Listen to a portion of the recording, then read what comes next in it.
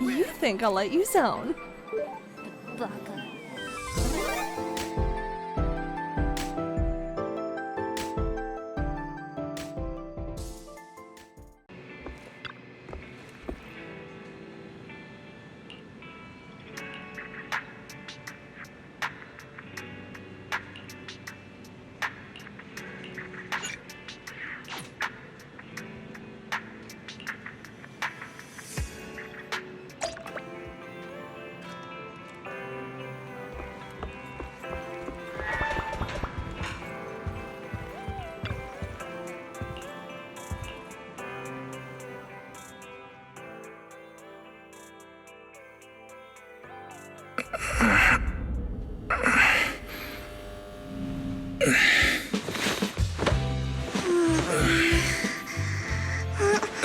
Lord Phaethon, this time let me.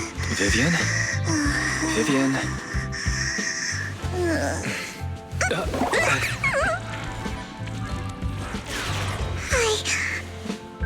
I didn't disturb your sleep, did I?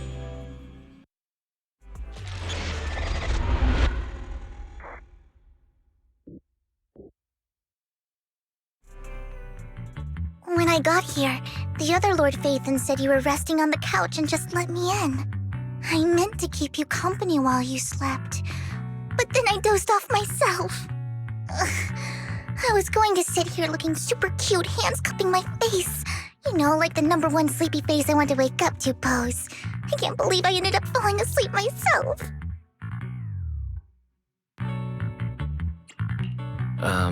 Vivian, are you sure you're awake? That sounded like sleep talk. I'm sure sleeping in that position couldn't have been comfortable either.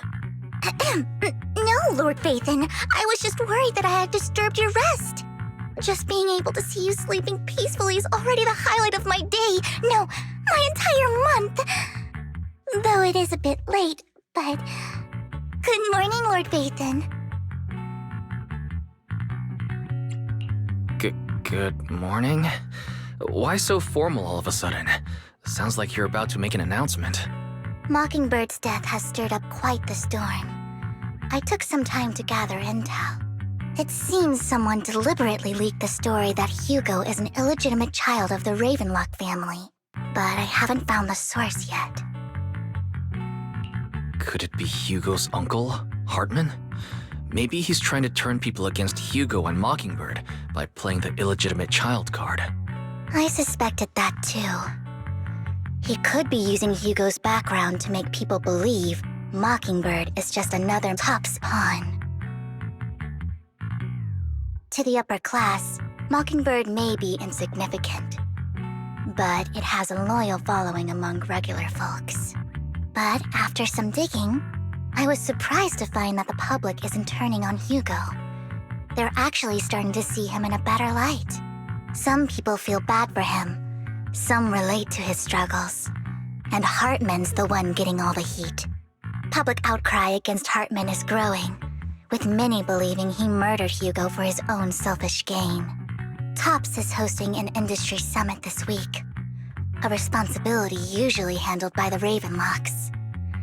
But my sources tell me another family has taken over this year at the last minute.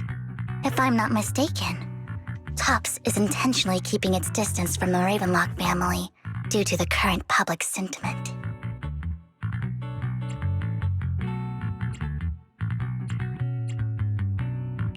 Based on our past experience with Hartman, he's not the type to sit back and let anyone mess with his power or interests. And that's what worries me. Hartman, in all likelihood, must have taken the sacrifice core. And now that he has this bargaining chip, who knows what kind of deal he'll strike with the Exaltists. Sorry for interrupting. Can I borrow Wise for a minute? Oh, no problem at all. I'm sure you have important faith in matters to discuss. Take your time. I'll just be waiting outside. Wait! Don't go outside, Oh, don't mind me, Lord Phaethon. I wanted to browse the videotapes anyway. I'll be right here. Just let me know when you're done. Thank goodness Vivian didn't walk out the main door. Lycon's been pacing around outside for like half an hour and scared off at least 5 customers. He's stressing over what he did to Hugo in front of Vivian, but he really needs to talk to us. Maybe you should go speak with him first? Sure, I'll go talk to him. At the end of the day, we're all after the same enemy.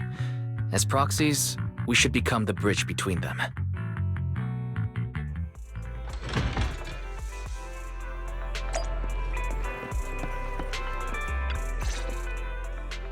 Good morning, Master Proxy. Good morning. Belle just let me know you wanted to talk to us and Vivian about something? Yes, it's an urgent request from the mayor, one that directly affects New Eridu's safety. However, before we get into the details, as a former member of Mockingbird, I'm concerned about Miss Vivian.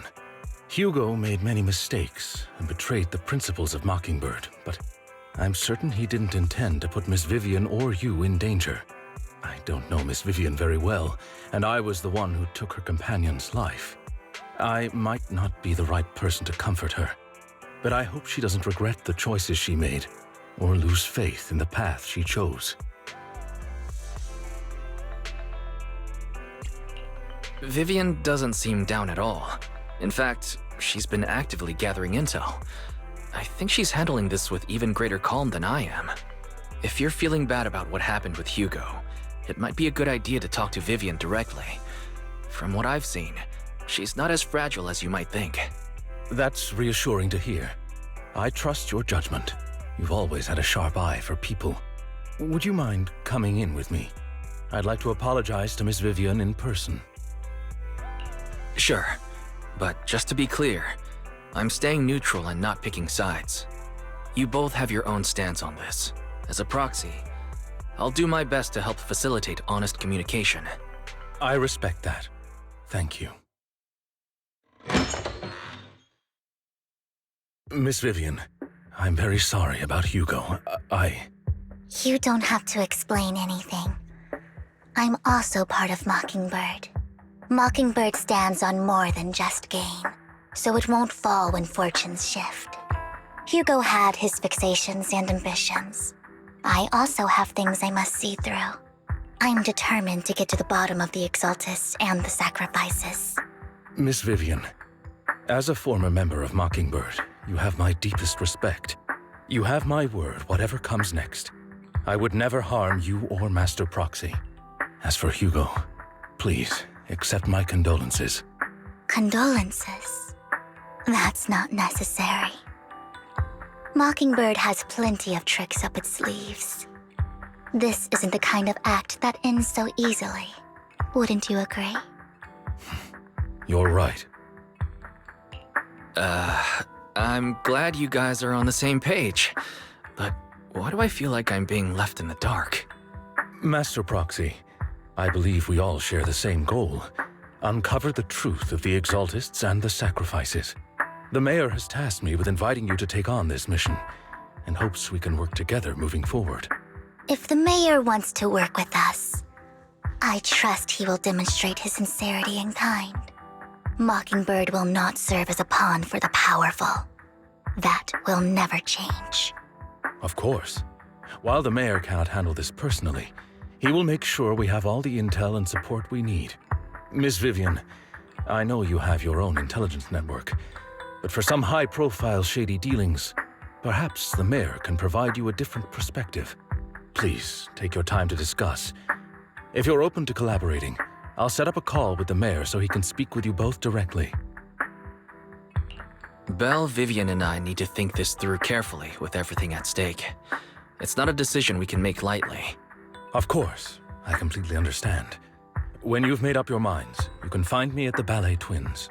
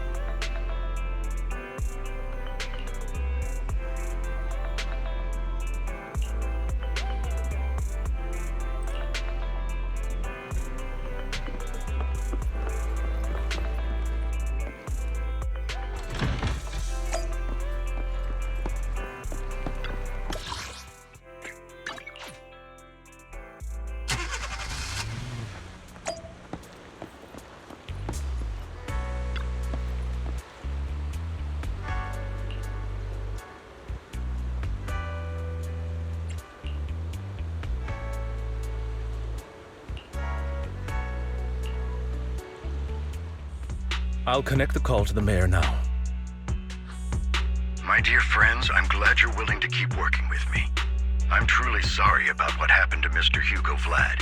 I didn't anticipate things would turn out this way.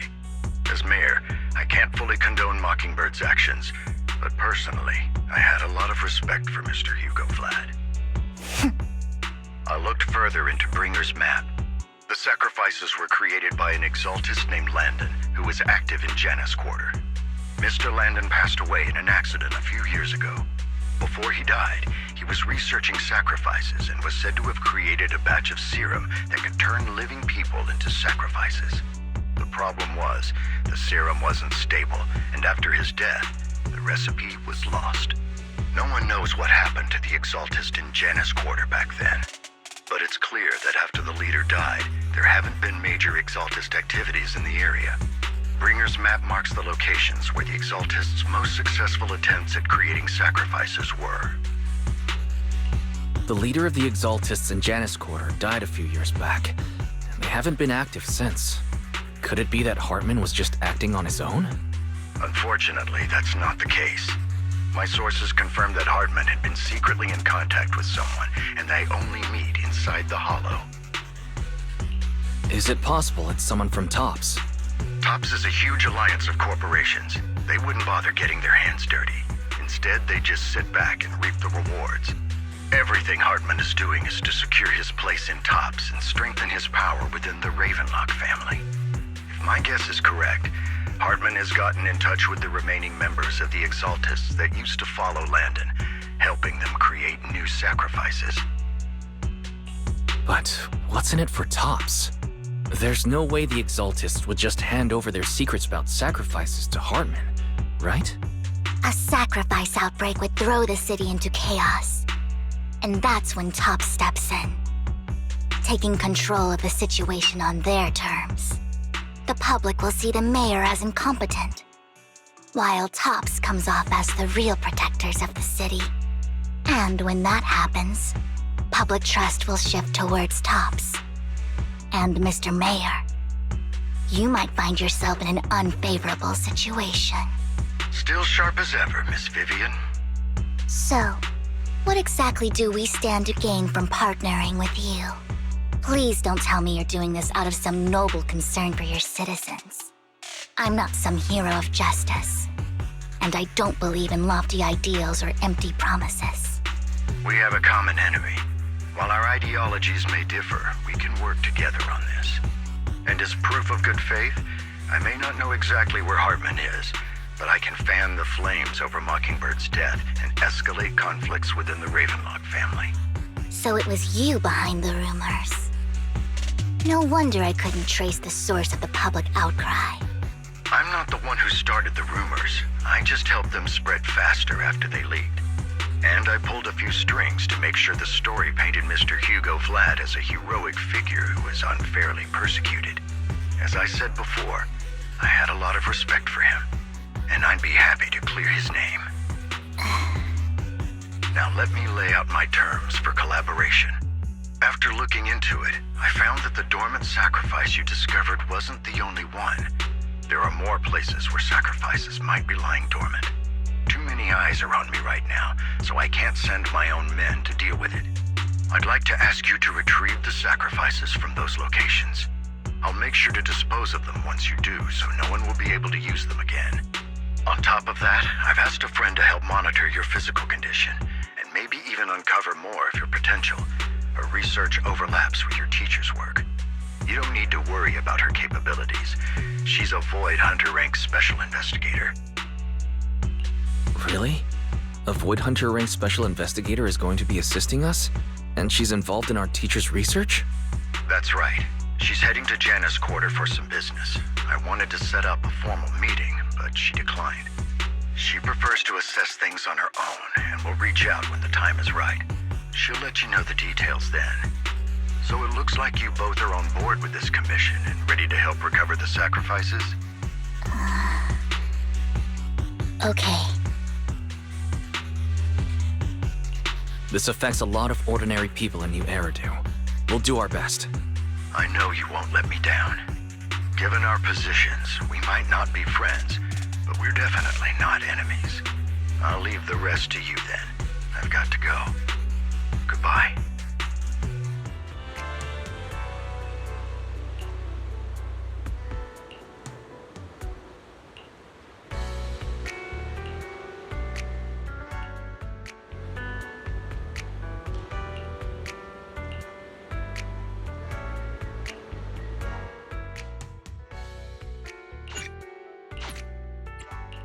We fighting?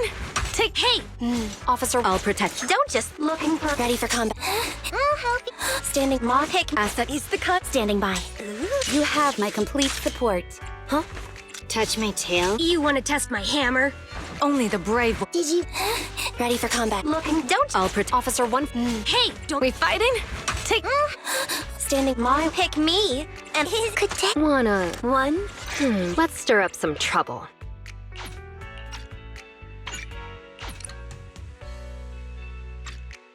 Number 0. Asset confirmed. Preparing to... I would say good day. Please, lead the way, Lord Phaethon. Let's do this. Ooh. Standing by. Let's... This is the path I... Awaiting. Had made... I would never. Which alias should I use this time?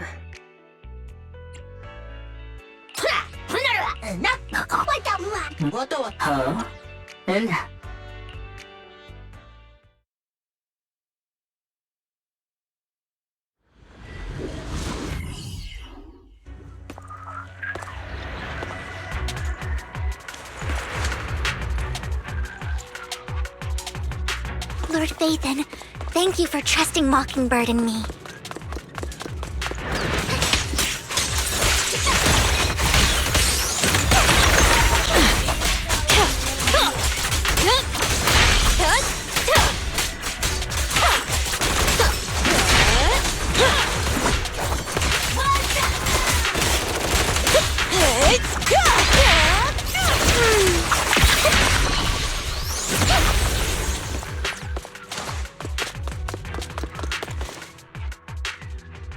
Already taken the dormant sacrifice from here? Or did the Exaltis decide to relocate it? No. If these dormant sacrifices aren't handled carefully, they could awaken and turn against anyone nearby. She wouldn't risk moving them unless it was absolutely necessary. Did she realize the mayor was looking into this?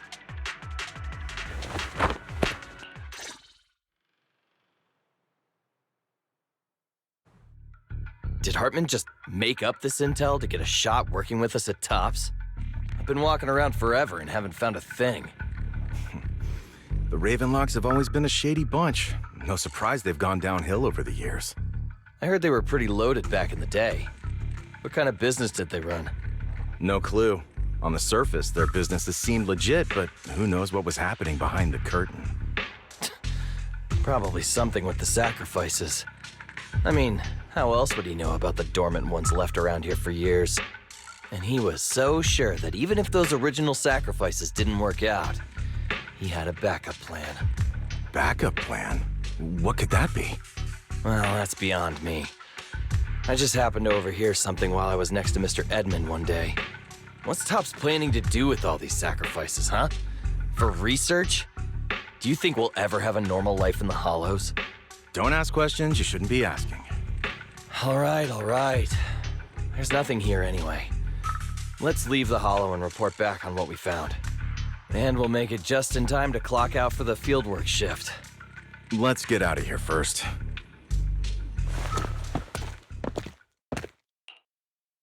Hartman, that fool. He'll do anything to get into Tops, even if it means playing with fire. She's an Exaltist. Human lives have never mattered to her. The more people get dragged in, the greater the danger. Vivian, you seem a bit frazzled. Who's this she you keep bringing up?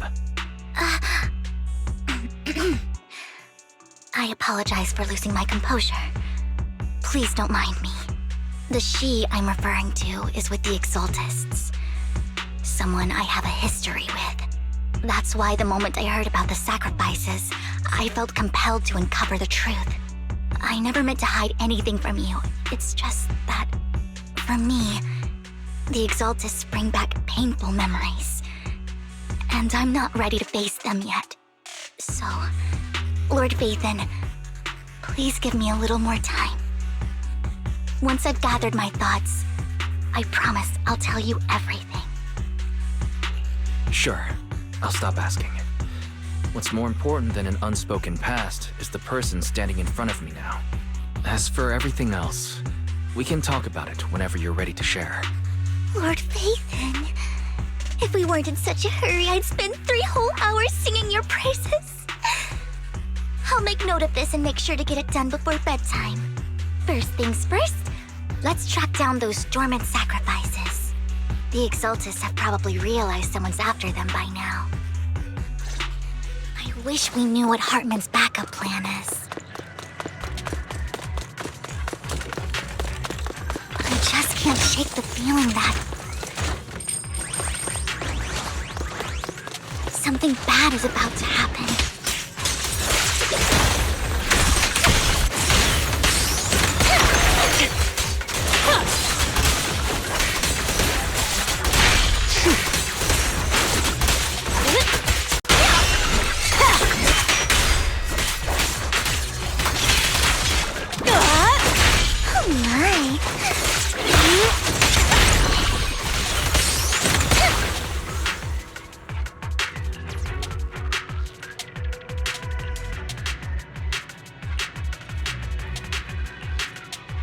Hugo may have done terrible things, but he had his reasons.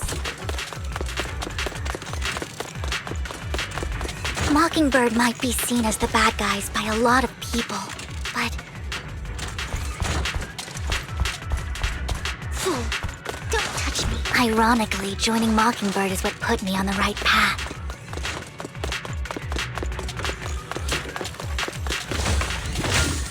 For the first time, I'm needed for more than just my curse. Don't touch me.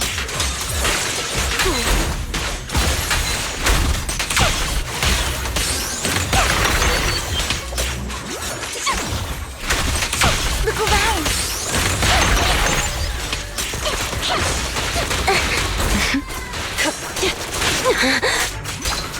I'll make it painless.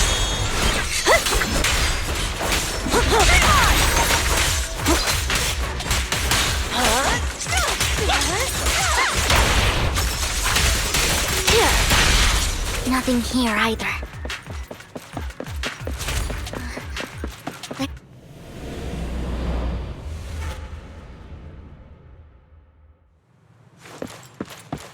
Ready! Allow me.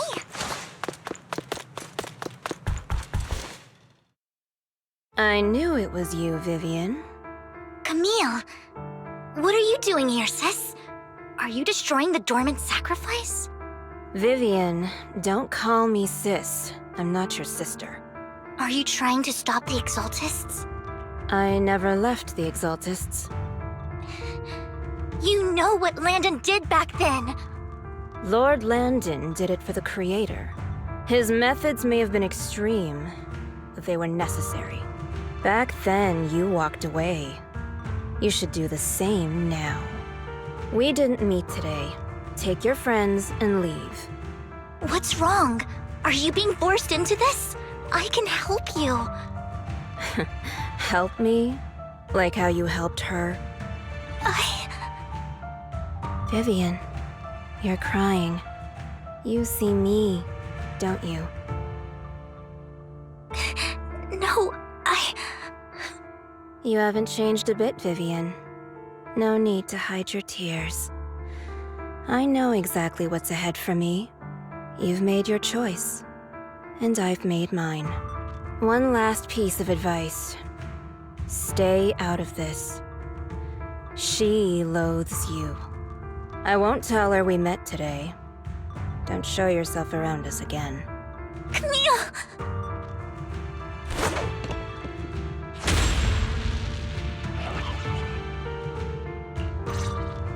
Lord Vathan, watch out! Ambush! I'll tell you what that was about later! You better not get my tricks tonight. Let's take care of the ethereals first. Oops, sorry.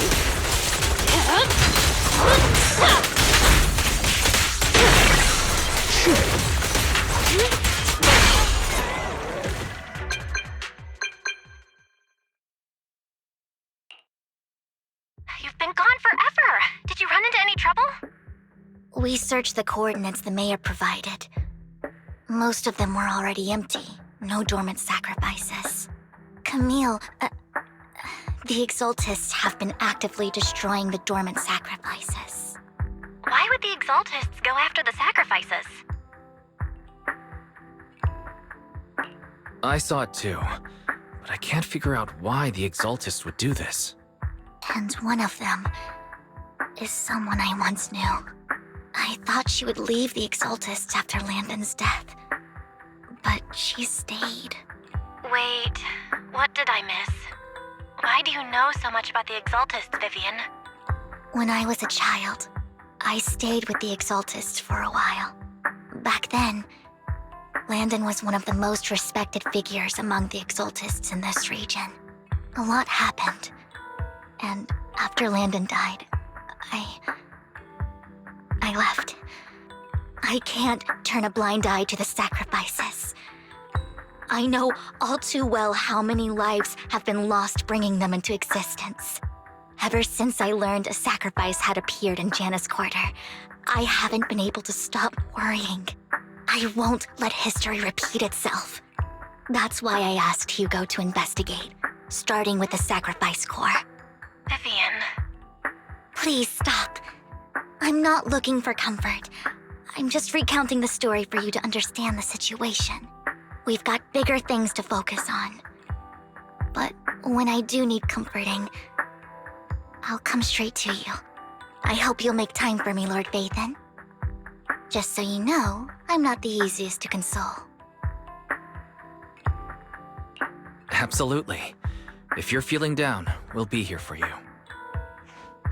Okay. Back to the matter at hand.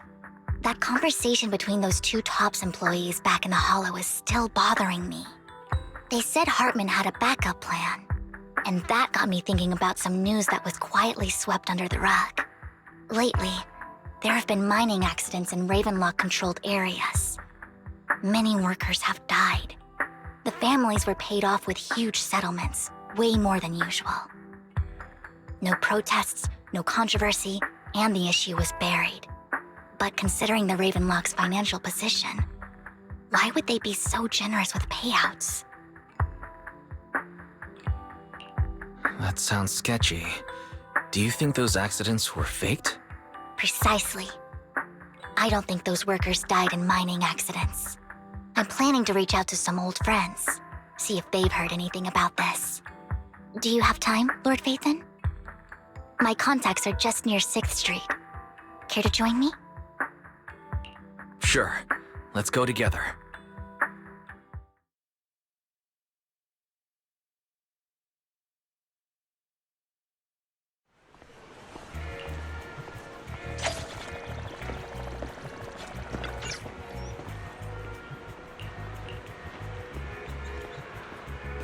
An old friend of mine said she has some new intel.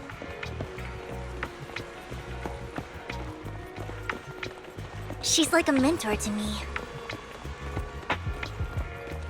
I learned a lot about data scraping on Internet thanks to her.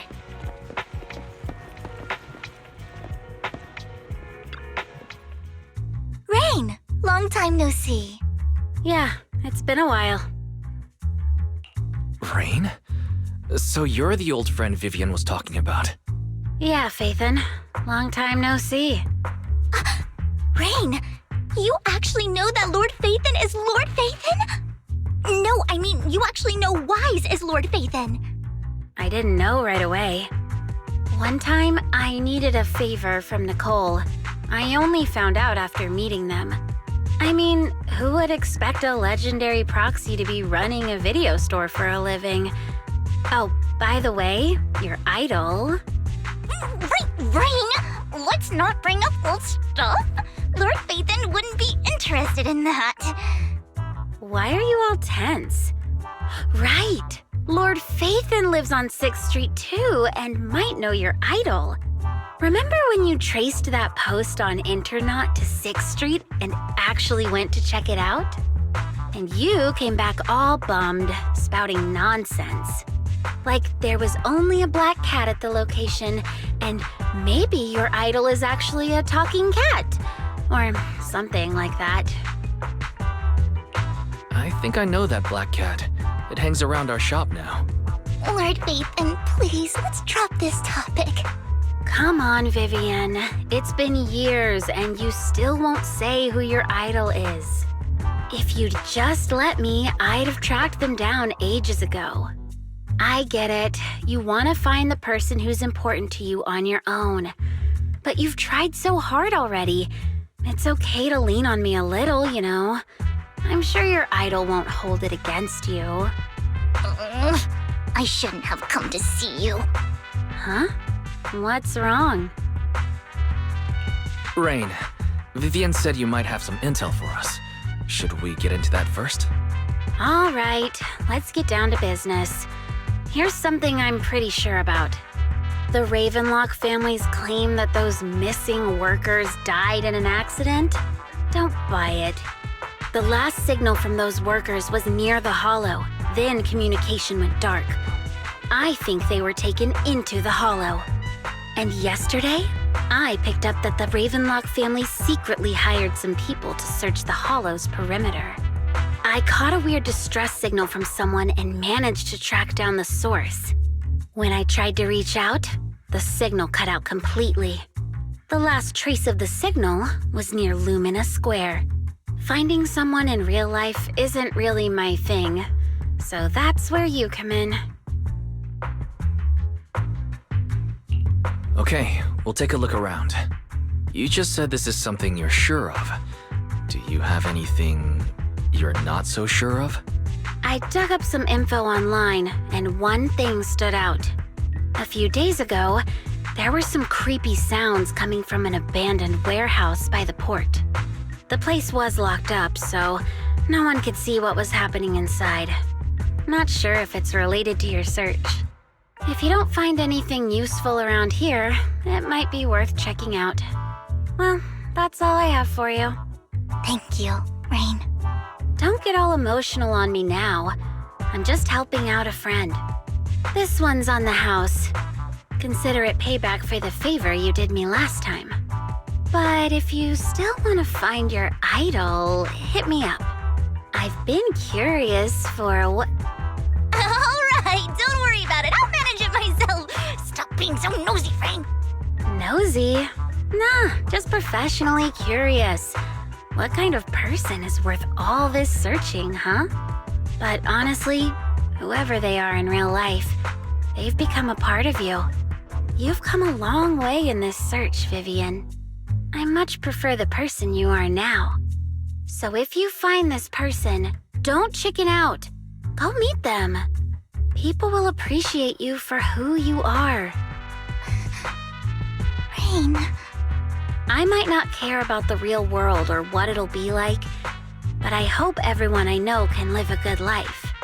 I'm counting on you to save the world, guys. All right, I have other business to take care of, so I'll leave the rest to you.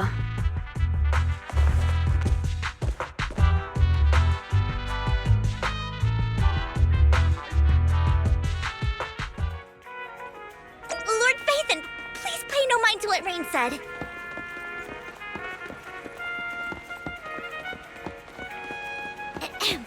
That big guy's up ahead. Let's hurry.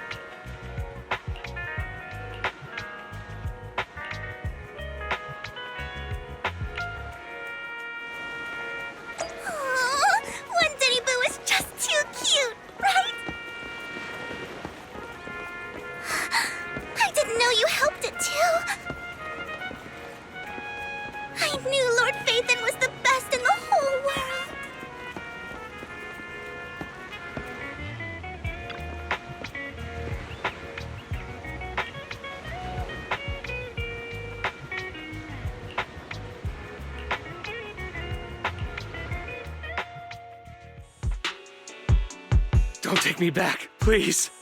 I was wrong. I know I messed up. I don't want your money anymore. Please, no. Calm down. Who are you? I won't say anything. Just let me go. I don't know anything. I swear, I know nothing. We're not PubSec, the HIA, or the Ravenlock family. We won't force you into anything. There's no need to be afraid. What do you want from me then? We simply want to know where the Ravenlock family took you and what they made you do. I can't say. I can't tell you. I have a family. They'll hurt them. You never saw me. Please, just stop asking. Don't you wish to see your family? I don't deserve to see them. It's my fault. I was greedy. I did this to myself. But your family must miss you dearly. I'm sure they won't blame you. No, it's my fault. It's all on me. I don't want to drag them into this. If the whole ship is sinking, no one on board can escape. I'm just a nobody. And right now, there's nothing I can do to change anything. If you care about your family and friends, now is your chance to stop the disaster before it's too late. Even a butterfly flapping its wings can send a tsunami surging across the ocean. No one knows how this will turn out. But if you do nothing now, the only thing waiting for you at the end will be regret. We're not here to turn you in, and we won't force you to confront them. You'll be safe with us. I'll help you return to your family. But you must tell us precisely what happened. Hartman offered a huge amount of money, looking for workers to go into the hollow to guard something. The money was way too good. We all kind of figured something wasn't right. I thought it was just smuggling or guarding some kind of illegal ether resources, so I signed up. After we sent in our applications, Hartman's men took us into the hollow. The first place we went, there was a strange box. When we got there, they handed us some pills, saying they'd improve our aptitude for ether, for us to last longer in the hollow. But after I took them, everything went fuzzy. Something was definitely off about those pills. When I woke up, I saw my coworkers dead in front of me. And there was blood all over my hands. They said something about me being a good experiment, moved me somewhere else, and locked me up. They wanted to inject me with something. I got scared and didn't know what was gonna happen. But then a blonde guy found me, gave me a carrot, and let me go. So I escaped. I didn't want to kill anyone. I don't know. It wasn't your fault that your coworkers died. You were just a tool in their hands. Do you remember the place they first took you? Do you know what was in that box? I only remember the first place was like a rooftop. I think it was on top of a tall building. What exactly was in that box? I can't remember. I'm not lying. Those pills they gave us, they make you hallucinate. I took just one and my mind felt like it wasn't my own. My memories turned into a blur. I'm telling the truth. I'm not trying to run from my mistakes. I just really can't remember what happened. I know you're not lying. We'll arrange for your protection. You can rest easy and recover, and your family won't be dragged into this. Once this is all over, you will be able to reunite with them.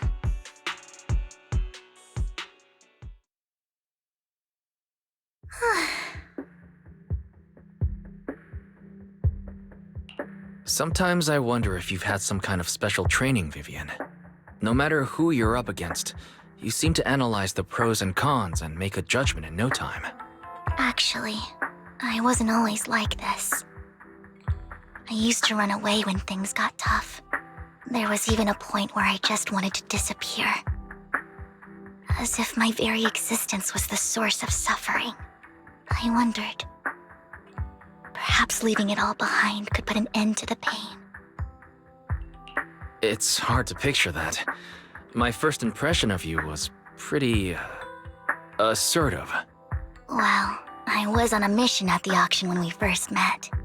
And just as Rain said, I've come a long way from who I used to be. Speaking of Rain, it's quite a coincidence that you two know each other and are actually close. You even know one Denny Boo. That surprised me.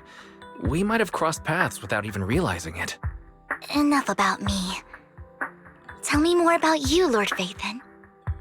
Where have you been? And what have you experienced?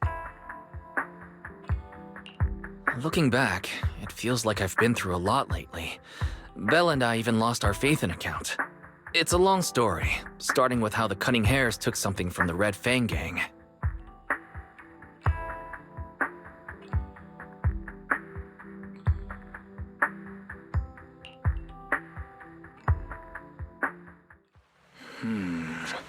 It should be around this area. Belle told me there's a highly rated store here.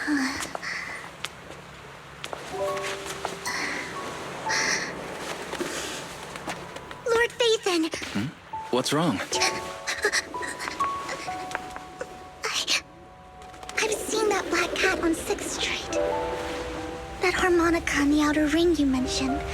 I've heard it before, too. I've even been to the monument outside Hollow Zero. But none of that was a coincidence. It was me.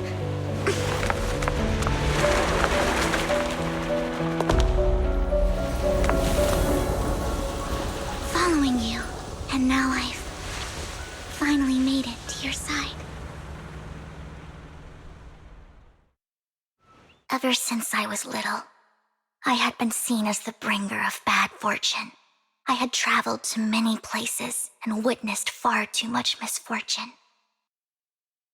Every tear I shed brought disaster. I've heard too many curses to count. I loathed my tears as much as I despised my own existence. Wherever I stayed, tragedy followed.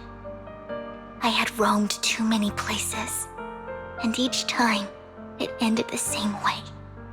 I didn't know where I could go anymore. One night, I stumbled upon a post discussing me. Whether they knew me or not, everyone seemed convinced that I was the source of the curse. Some mocked me with cruel intent. Some wished I would vanish, and others speculated maliciously. It really seemed that my very existence was a disaster. In that moment, as darkness enveloped the city, I saw lights flickering to life all around New Eridu. So many lights, and not knowing where to go, I thought, if only I could disappear into those lights. I made up my mind, and right then, my phone rang. I decided to take one last look. I wanted to know who left me my final message from this world. It was you, Lord Vathan. Huh? Me? Yes. And I checked with the other Lord Vathan. You were the one using the account at that time, but I know you probably don't remember it. After all, it was just an ordinary day, with an ordinary post and meaningless comments online. But for me, it was the night I finally realized where I could go. I wanted to walk the paths you had walked, see the sights you had seen. And then, one day, share it all with you, face to face. So, I have to ask, what exactly did I say in that reply? Well, you'll have to figure it out for yourself. I'm not telling you. You're putting my memory to the test. So, Lord Vathan, thank you. Not only for that comment you made that day, which was a silver lining for me, but also for giving me the courage to become who I am today. The Vivian standing right in front of you now. Lord Vathan, I truly like who I've become.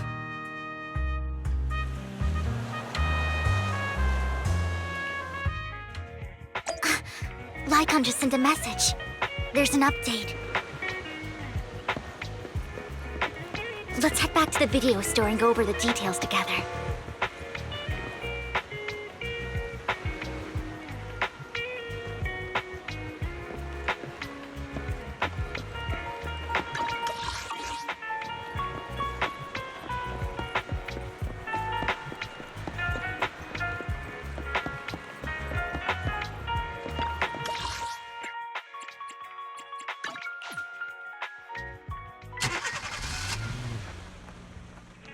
Wise, you're back.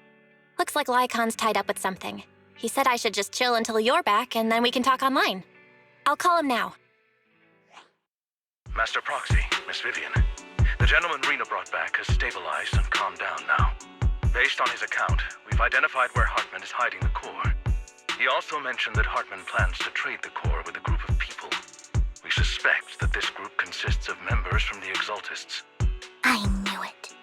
Now that we have the location, it would be splendid if we could seize the sacrifice core before they do. Precisely.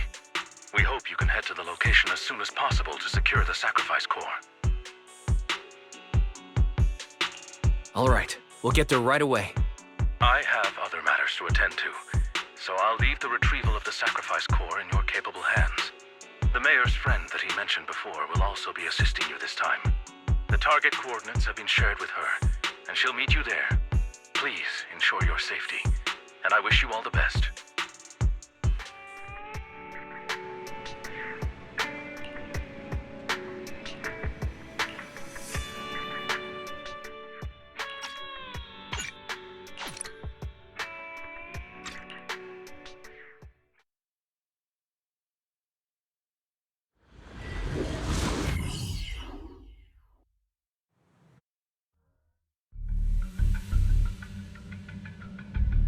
Where's the sacrifice core? Camille, you really think I'd stroll around with something this important? Plus, even though the Ravenlocks and the Exaltis have been working together for ages, I've hardly even met Lady Dina. I'm the one offering the sacrifice core here. I'm curious what Lady Dina's got lined up for me in return? I'm just here to verify that the core you mentioned is real. Once that's sorted, Lady Dina will give you a proper response. Our partnership isn't just talk. We need to be sure you have what we need before moving forward. Sure thing. I'll take you to where I keep the core. Once you verify it's legit, have Lady Dina come over. We'll lay everything on the table face to face. All right, lead the way. It seems Hartman is trying to bargain for more. What a greedy and insatiable man. It's just that, why would they only send Camille for something as important as the sacrifice core? And I can't shake the feeling that Camille doesn't want Hartman and Dina to meet. Why is that? So this Dina they were talking about, is she the leader of the Exaltists? Kind of. Lord Vathan, I really think we should hurry. We must get to where Hartman keeps the core before anyone else does. I've mapped out a shorter route, but there will be ethereals along the way. I'll leave the fighting to you, Vivian. Don't worry, Lord Vathan. You're in capable hands. I'll ensure your safety. Don't touch me. Ethereal! Stay away from Lord Vathan!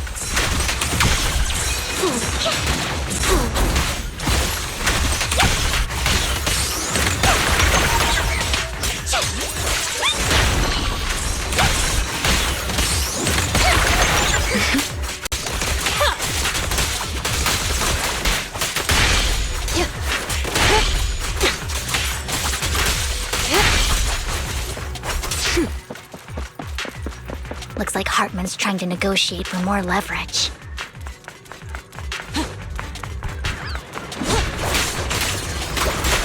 Let's get out of here before we're spotted.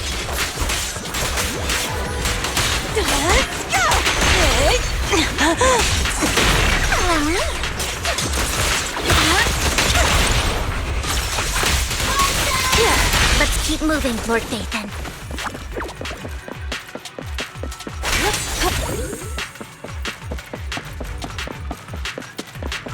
Leave the enemies to me, Lord Phaethon. No escape.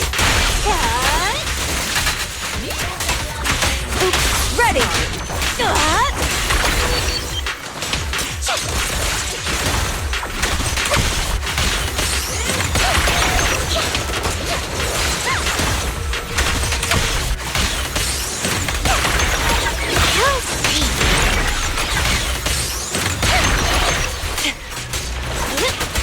They're still over there.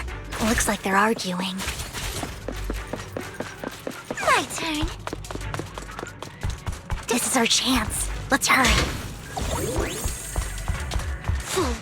No matter who has the sacrifice core, Hartman or the Exaltists, it would be really dangerous.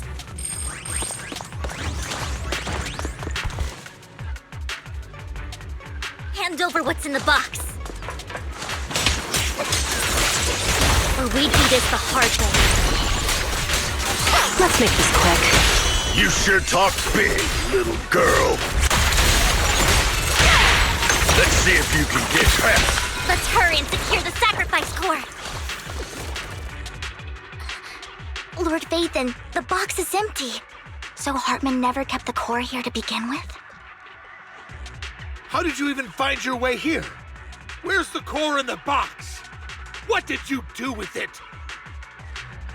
You call this keeping the sacrifice core safe?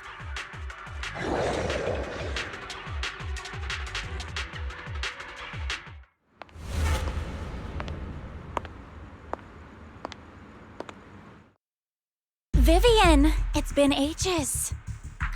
Dina! Oh my, you actually remember me. So sweet. Look at you, thriving. I thought you'd totally forgotten about our past. So, tell me, do you ever dream about the people you've killed? Are they crying in your head all night? Back then, I had no idea. You had no idea? While you were soaking up all that love from your daddy and everyone else, you had no idea what was going on? I wasn't...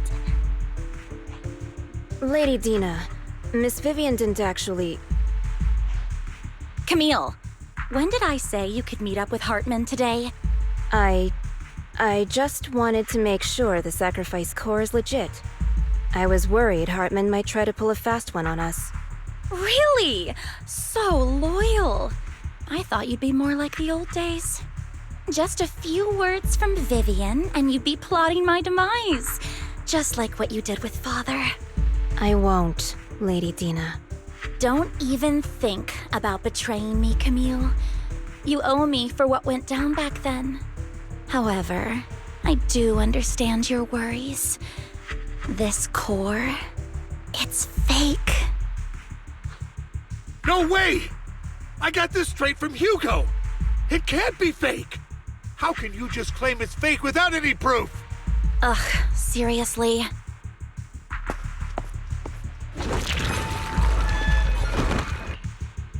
The sacrifice core can max out the ether particles within human bodies in no time at all. But look at your little subordinate. How uncouth. He's making noises like some animal. Can you shut him up? So annoying. The masterpiece Father made for the Creator isn't this worthless piece of junk you're holding. So, the real core. Vivian, where do you think the sacrifice core is really at? I don't know. If I knew where the real core was, I'd destroy it without a second thought. Dina, you understand what the sacrifices are. And you know those who were blessed should not have to endure such horrors.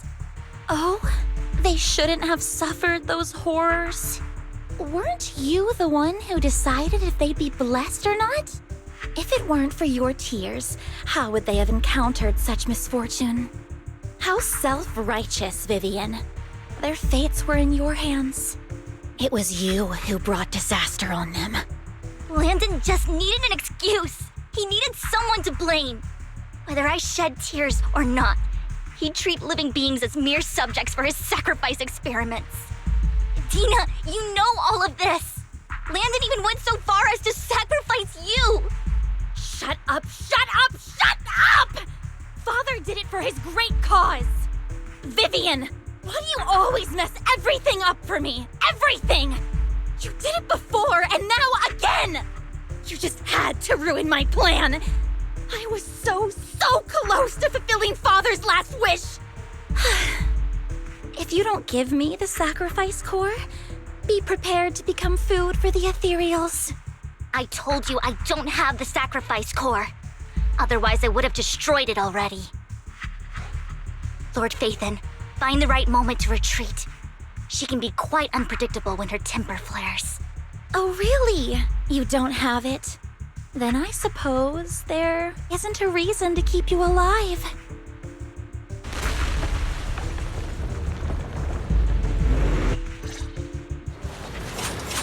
2 more ethereals are coming.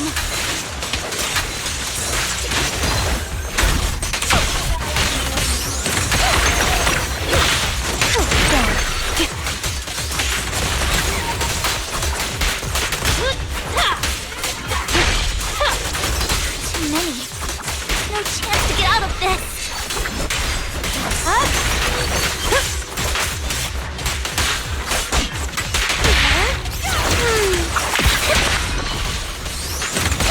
Notice me, Lord Phaethon. Sure. The final act begins now.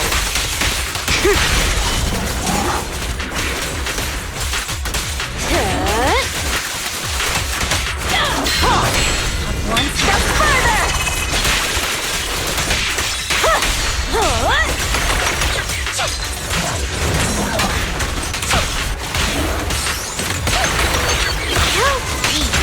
I'll make it painless. Careful.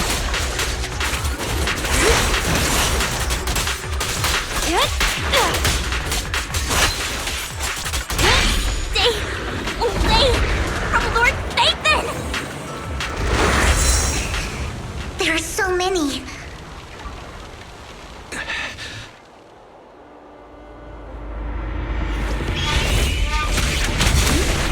It's ink?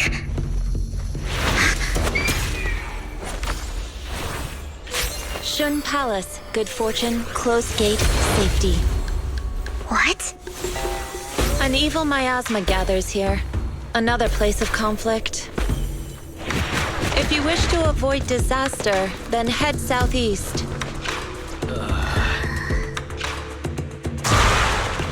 Now! Thank you.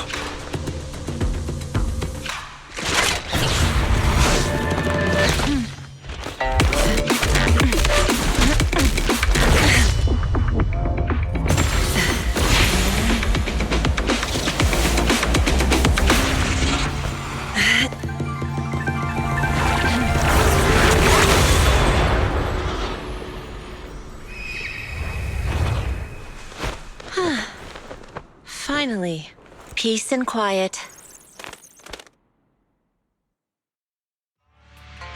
You must be wise, right? Mayflower mentioned a special partner might need my help. May I ask, who are you? I'm the 13th generation master of Yunque Summit. You can call me Yixuan. Mayflower passed along your info, and I was curious what kind of person you are, so I came to see. At first, I thought it might be a hassle, but your energy feels really calming. Quite nice, actually. So, you're the investigator the mayor mentioned. Yes. He also asked me to be your temporary teacher and offer you a bit of guidance. Guidance? What does that mean exactly? Unfortunately, this isn't the right time or place to talk. I have some investigation work to catch up on, and it seems you've got quite a lot on your hands, so let's part ways for now. I'll find a good time to visit you soon.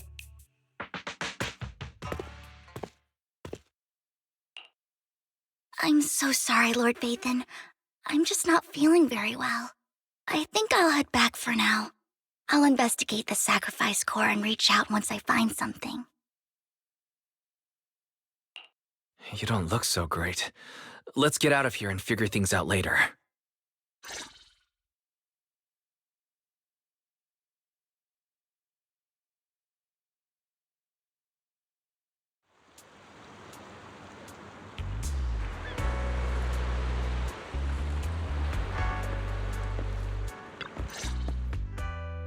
Lord Vathan, are you going to rest now?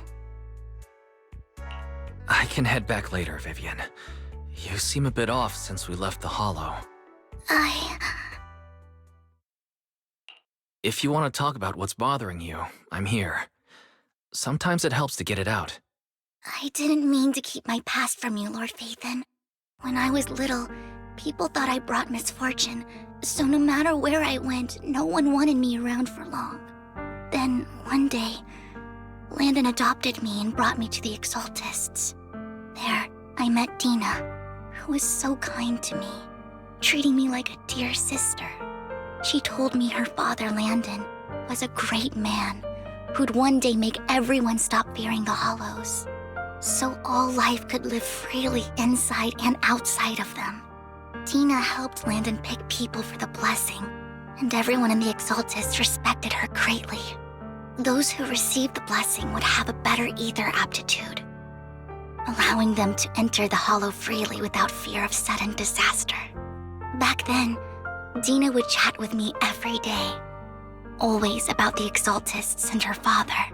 But things between us shifted when Landon asked me to step in for Dina. Landon told me I didn't only bring misfortune, and that if I listened to him, I could actually help people.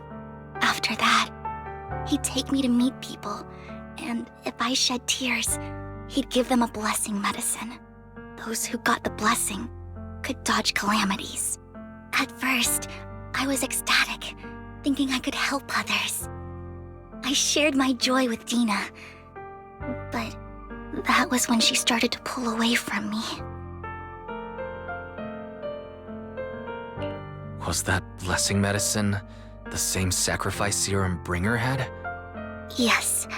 To be precise, it was an early version of the sacrifice serum. Landon's medicine wasn't stable.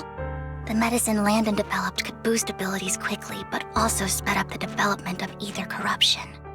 In the end, most people turned into ethereals, and a few became sacrifices, losing all human consciousness. The ethereals were killed while the sacrifices were given to the higher-ups of the Exaltists. The Exaltists wanted the sacrifices to hold human consciousness, so Landon's medicine was seen as a failure, and he gradually lost influence within the Exaltists. One day, I saw Dina, and tears streamed down my face. In a bid to save his reputation, Landon decided to let his own daughter receive the blessing. I had always thought that getting the blessing was a good thing, until I saw terror in Dina's eyes that day. That evening, I broke Landon's rules for the first time, and followed him out of the Exaltist's residence. I trailed him to the Hollow, where I witnessed someone who had been blessed becoming corrupted. In the end, that person became an ethereal. Then, without hesitation, Landon killed him. Before Landon returned, I went back to the residence and snuck into his study. And there, I uncovered the truths I just told you. And just a few days later, it was time for Dina to be blessed. I wanted to save her and stop anyone else from getting deceived. So, that day, I told everyone present that Landon should be the one to receive the blessing, not Dina. At first, Landon argued, and no one believed me. But, in front of them all, I looked at him and let my tears fall.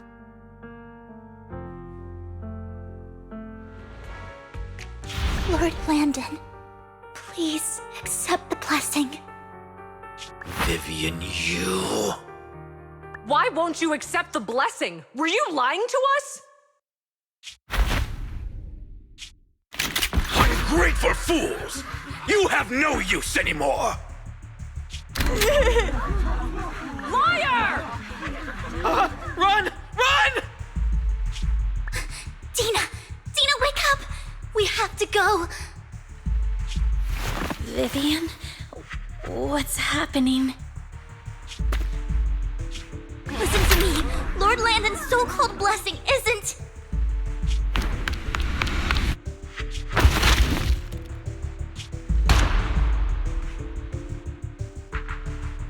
Father!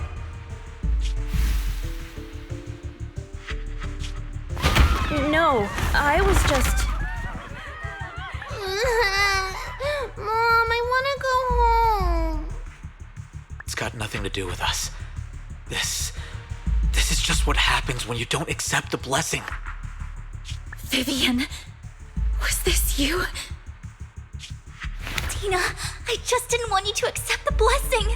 Everyone who does ends up... I just don't want to lose my father. You knew? If you knew what he's done, you... He's my father. He's all I have. Stop being self-righteous, Vivian. You only ever bring misfortune.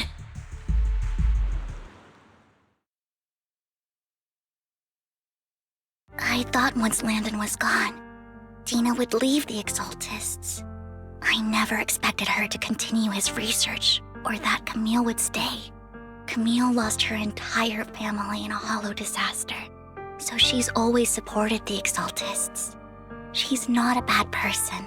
She's just someone searching for hope. She joined the Exaltists very early on, and even watched Tina grow up. That day, she was just so desperate to save Tina that she... All these years, she's been following Tina, taking care of everything out of guilt, I think. But I didn't just fail to save Tina. I trapped her. I see misfortune approaching, but I can never change its course or avoid the bad ending. Maybe I really am a bringer of misfortune. No, you're not the one causing trouble. Whatever went down with the Exaltist, it was Landon who was pulling the strings. As for Dina and Camille, they knew the truth and they made their choice. The hollows and the disasters they caused took more than just their loved ones. Not all survivors cling to obsession and hatred like those two do. Lord Phaethon. You need to believe in yourself, Vivian. From what I can see, you're handling this sacrifice crisis pretty well on your own. Besides, you told me you really like who you've become. I hope that you can believe in that, at the very least. Yes, that'll always be true. Thank you for listening to my story today. Years have gone by, but I've never had the courage to face all this. Maybe Dina and I were meant to meet today, so I could finally spill it all out. It lightens my heart a little. Lord Phaethon, you truly are a wonderful listener. Not just today. Whenever you're feeling down, know that I'm here for you. I will. It's been such a long day. You must be exhausted. I'll track down the location of the sacrifice core and let you know what I find. Good night, Lord Phaethon.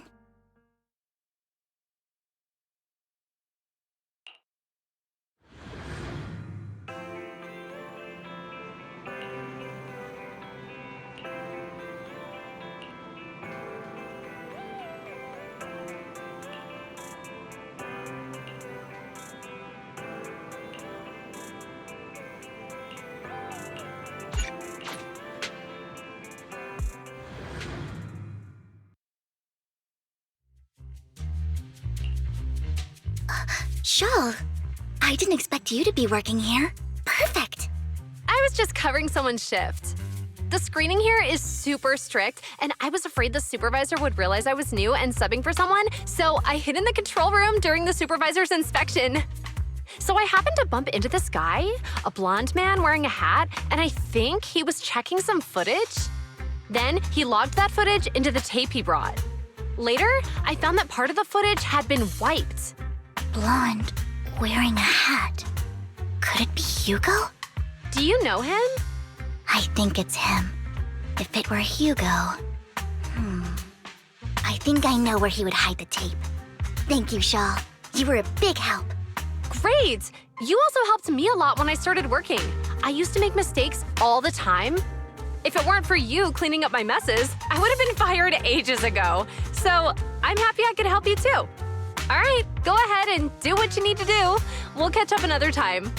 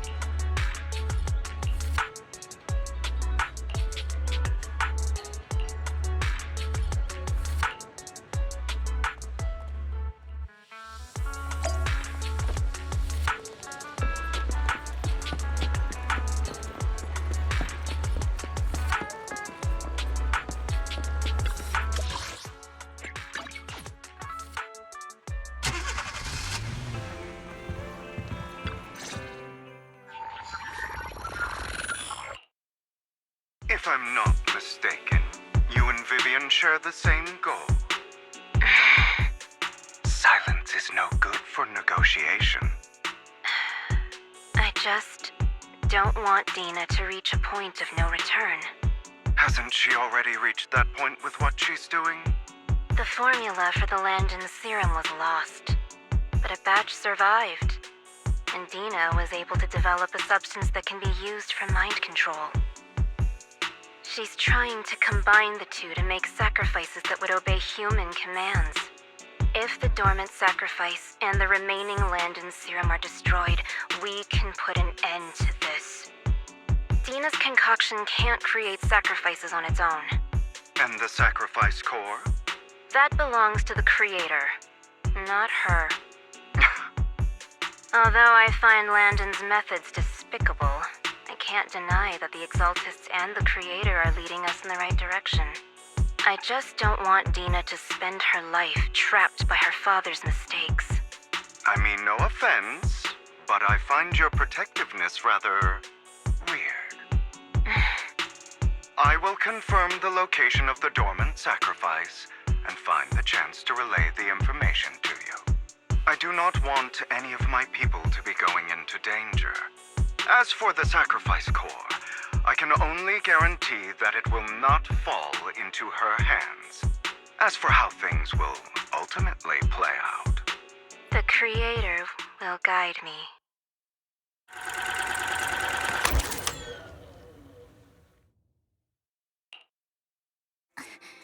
Camille was actually destroying the dormant sacrifice? Compared to Camille's motives, I'm more concerned about whether Hugo has more plans lined up. Hugo... Wise, Lycon just sent a message saying he's got something urgent that he needs to talk to us about now. All right, let's patch him in. Master Proxy, I apologize for disturbing you. We have just learned that the Ravenlock family will host a banquet tonight. This banquet is rather special, as they're allowing members of their family to invite business partners to attend. With Hartman at the center of controversy, there are many members of the family who are eager to use this opportunity to replace him. The mayor has been spreading rumors of a young tycoon who inherited a sizable fortune and is looking to partner with a person from an old and influential family. This information has lured a young man named Burton from the Ravenlock family. So, you want me to pose as this tycoon and use Burton to infiltrate the banquet? Correct. And Hartman's study is also located within the venue. I see. Hartman's study might hold valuable information. It seems like there's nothing left for me to do. You can attend as her +1. +1? Lord Phaethon, please go with me! Master Proxy, it seems Miss Vivian requires your presence, so... Yes, just your presence will help me immensely! Sure. If we go together, we'll be able to keep an eye out for each other. I'll accompany Vivian. I'll send you the time and place for the meeting with Burton. If you encounter any danger, please evacuate immediately or contact me for backup. I hope everything goes well for you tonight.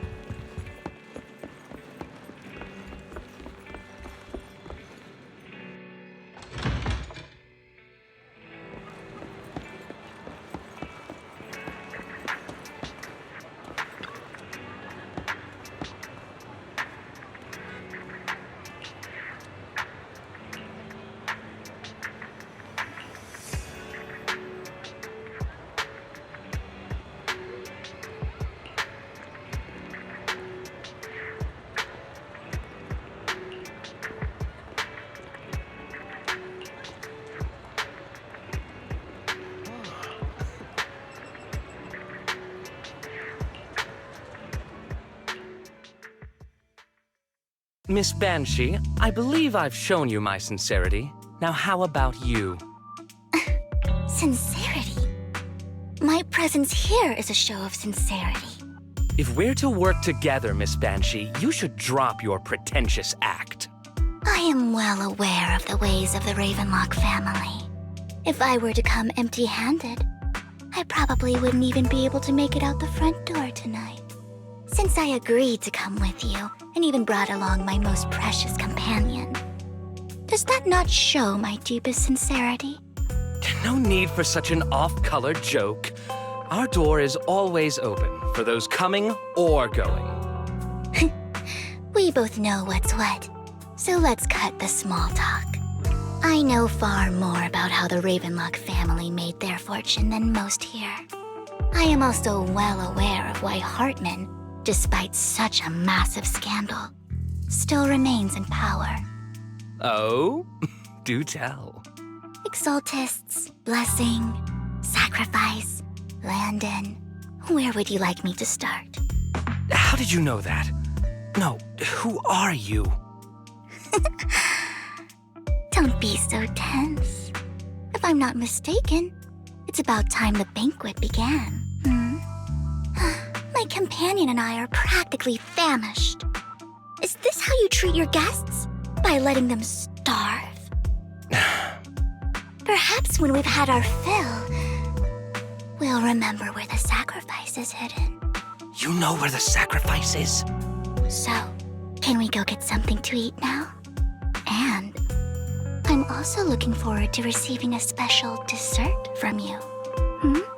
We can discuss what you wish to know while we enjoy dessert. Of course. I wouldn't let such an important guest discuss matters on an empty stomach. As for dessert, I will prepare it myself, and I guarantee it will satisfy you. I'll come find you later. I wish you a pleasant evening.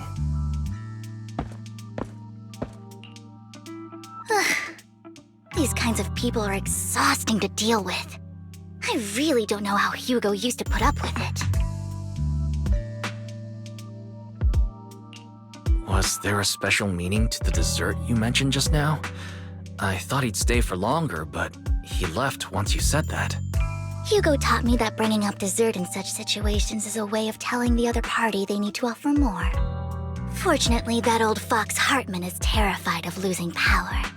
He's definitely keeping the destruction of the sacrifice and the fact that the sacrifice core is fake hidden from the other family members. Otherwise, Burden wouldn't have been so willing to raise his offer. Lord Phaethon, let's find Hartman's study when the banquet is at its busiest. All right. I've already taken note of the surrounding terrain. Once more people arrive, we'll enter the garden through the door in the corner of the banquet hall. Wherever you go, I'll follow, Lord Phaethon.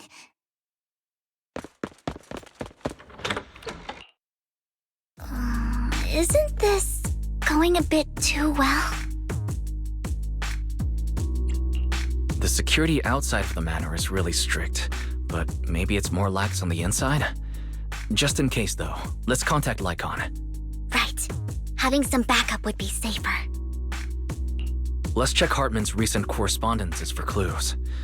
I still have concerns about the sacrifice core. Right.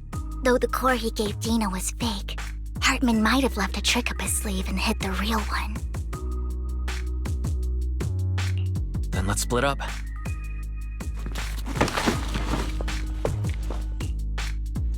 Esteemed guests, is the catering at the Ravenlock family banquet not to your satisfaction? So much so that these two distinguished guests felt the need to come to my humble office to scavenge for food. Don't want to come out? Well, after all, you don't have long left. Burton, that greedy idiot, fell for the mayor's trap. But I never expected that he would bring you into my territory. I suppose I should thank him. Otherwise, I would have had to go to great lengths to eliminate you. Vivian, Phaethon, give Hugo my regards. Tell him I shall be taking the wealth and power of the Ravenlock family for myself.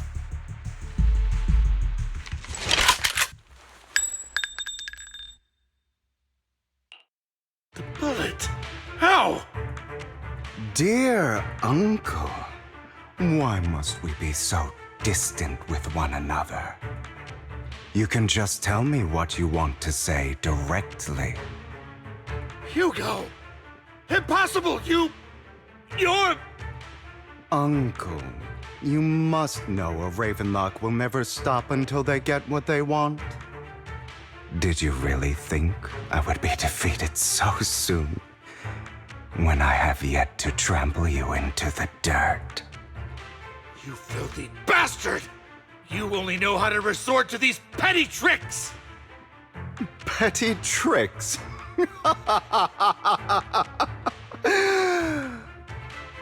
Perhaps you'd like to know what I managed to accomplish using this faked death of mine. My dear uncle.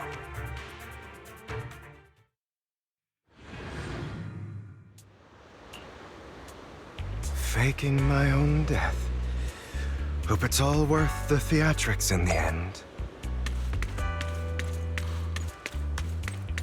It was just to keep Hartman off my back, but maybe I went a little overboard.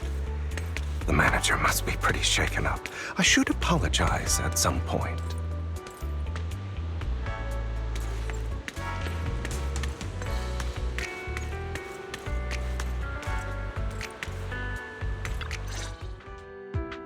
You're taking longer to rest than I expected. Lycon, you think too highly of my physical capabilities. Well, thank you for your cooperation. I must say, if nothing else, at least your acting skills have improved. Why do you look so angry? You should be happy. We pulled that off together with flawless teamwork and managed to fool everyone. Drop your foolish facade. I'm glad you still remember the code we set all those years ago. And thank you for ensuring your sleight of hand didn't deteriorate. Oh, right. I should also thank the blood bag hidden in my clothes and our other props. Do you remember when we last used this trick? It was probably ages ago. Sometimes I really don't understand you. Have you never thought about what the consequences would be if I didn't understand your code? If I decided against helping you? Or if I just couldn't control my strength properly? You'd understand it. Of course, if things really did go awry, I had alternative plans. You wouldn't be so arrogant as to think I'd bet everything on you, would you? You're insane. Aw, I'm flattered. So what exactly is the purpose behind all this? Surely after going to such great lengths to erase your own existence, you don't just plan to hide here and reminisce about the past with me. Don't try to brush this off. I've already helped you enact your plan. Tell me the truth. Don't get your tail in a twist. I have more plans that require your assistance, so naturally I would not hide anything from you. Simply put, as things stand, whether as Hugo Vlad or as Mockingbird, I am doomed to die. Seems you've made quite a few enemies. As a member of the Ravenlock family, I negotiated with Edmund and managed to obtain resources from Tops for my future plans. I also confirmed what attitude they held toward your master, the Mayflower family. Meanwhile, I used my identity in Mockingbird to strike a deal with Hartman and gather information on their collaboration with the remnants of the Exaltists. That's where I got my intel on what Bringer left. Oh, by the way, the crime declaration letter that your dear mayor received, that was also sent by yours truly. He's probably figured that out by now, right? Though I'm not sure if he told you. The mayor learned about the sacrifice attacks through his own means, but lacked an opportunity to take action. That warning letter was precisely what he needed. You aren't hopeless yet. How delightful. In short, I'm more well-informed than your lot because I get around, dealing with all these different important figures. But of course, it comes at a cost. It's only fair. After all, you can't hide the smoke from a wildfire. Rather than trying to carefully tame it and risk setting yourself alight, it's better to let it burn free. When I helped you put on your little act, killing you in front of everyone, you left the sacrifice core to Hartman. That was intentional too, then? Oh, yes. And it worked like a charm, didn't it? Now no one cares for me anymore, and all eyes are on Hartman. A perfect situation for keeping the Ravenlock family in check while dealing a cutting blow to the Exaltists behind them. Another crucial point is Vivian and Phaethon. I must sever any ties they have with me or Mockingbird. Although I feel bad for Phaethon about what happened, but it had to be done. That's the only way they would be safe, allowing the plan to continue. I noticed that you never turned your blade toward Master Proxy. So, those words you said back then were also... I will bloody my hands. I will carry the weight of my sins. I will become the Abyss. Obviously, it was all an act. My acting has always been impeccable, as you know. Hugo, you're taking such a tremendous risk. Why? Would you believe me if I said it's for justice? But unfortunately, it's not. I want revenge on the Ravenlock family. And I will make sure that despicable excuse for a human being, Hartman, suffers a slow, torturous end. Of course, I also promised Vivian that I would help her investigate the whole thing with the Exaltists. That's all. You don't look too good. Is it your wounds? No. This is the first problem I plan to resolve. Lycon, do you have a place that is sufficiently discreet, quiet, and can take a lot of damage?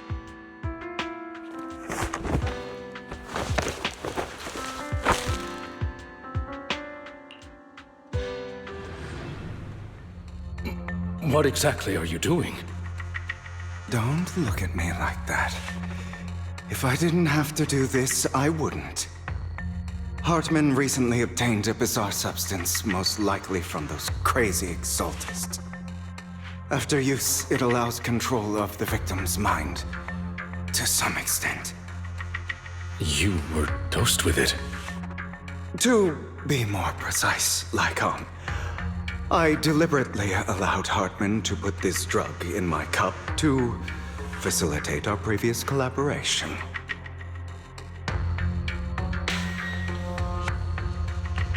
After finding out about it, I quickly found someone to help analyze its composition. The good news is he gave me a very low dosage, perhaps because he was afraid I might notice.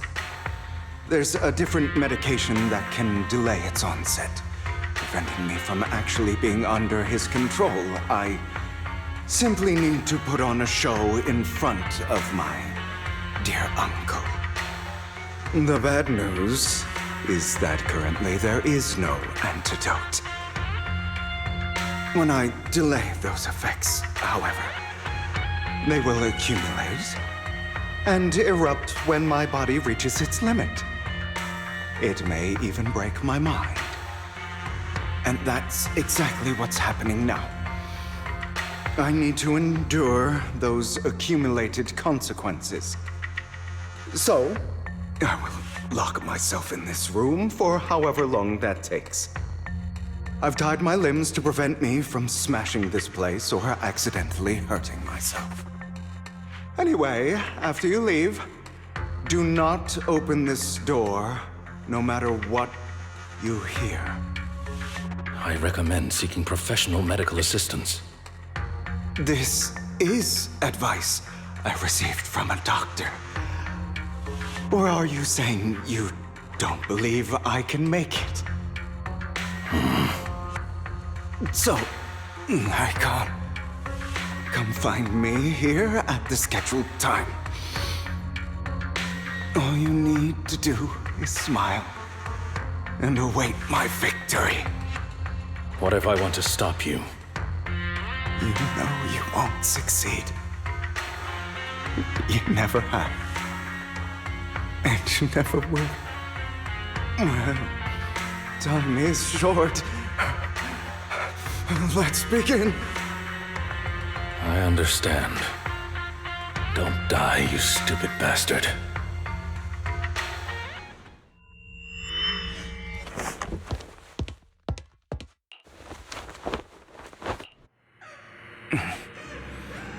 Is this because the side effects haven't worn off yet?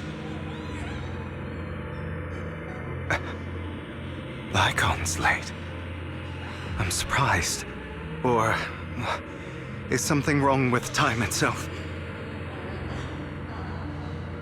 Looks like someone's over there. Might as well go ask.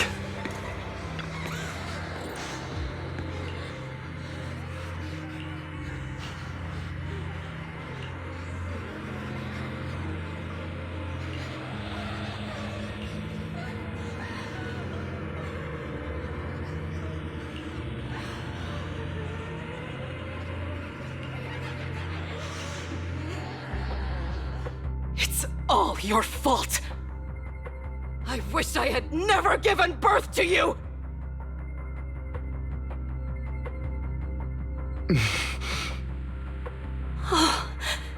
Everything will get better if you just die, right? If you die, he'll come back. We'll have another, more perfect child. One who will inherit the Ravenlock family bloodline. Then I'll be able to escape this pain. So, Hugo, for the sake of Mommy's happiness, just die, okay?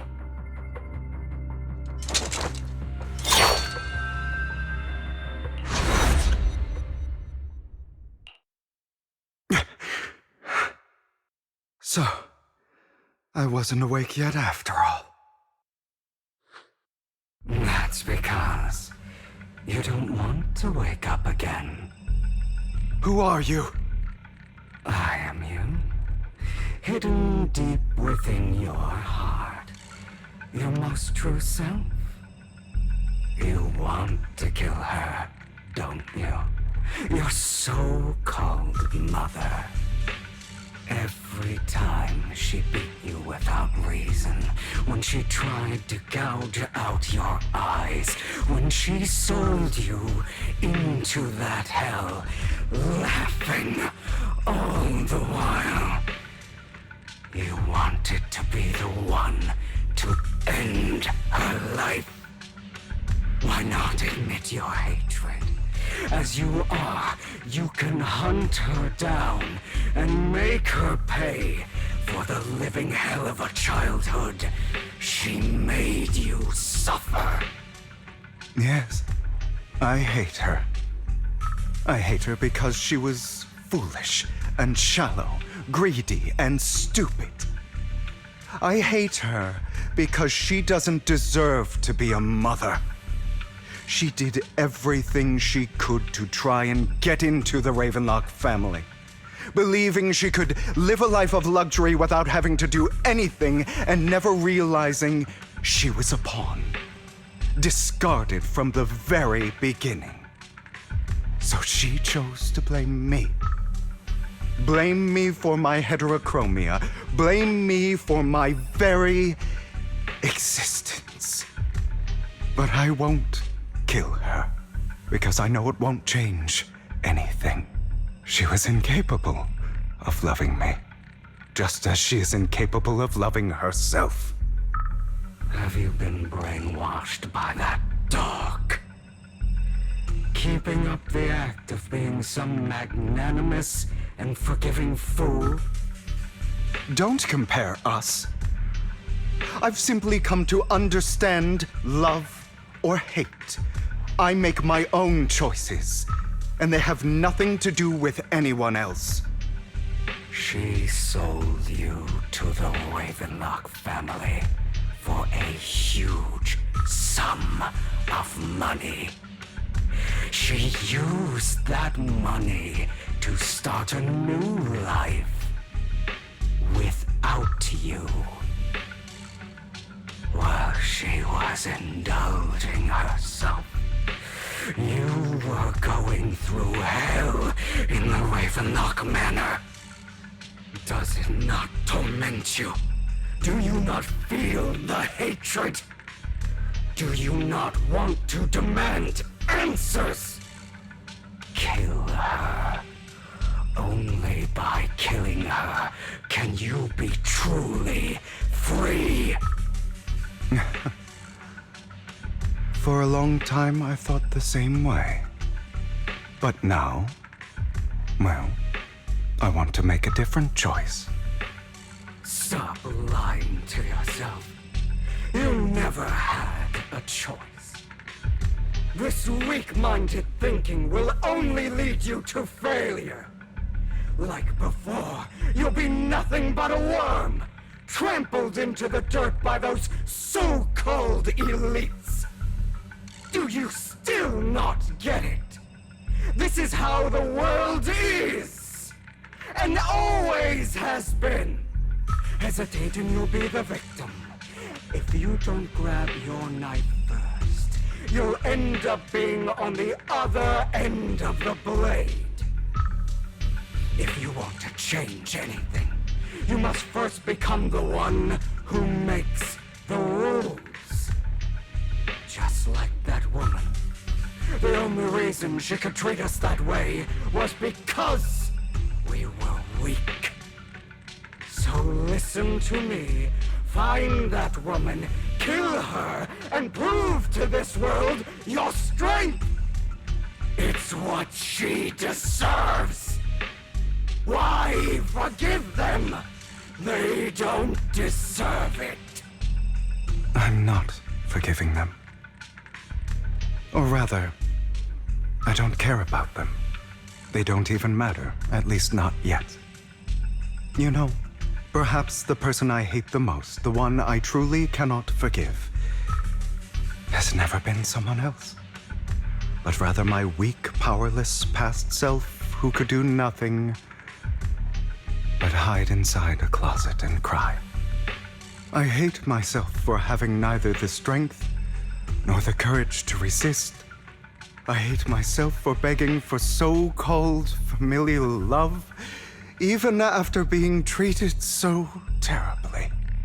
I hate that despite the pain of my wounds, I still hope to receive the carrot and not the stick. And that me is you, correct? So, I forgive you. I forgive myself. You'll regret this, fool. Your pretty words mean nothing. You will ultimately return here to me.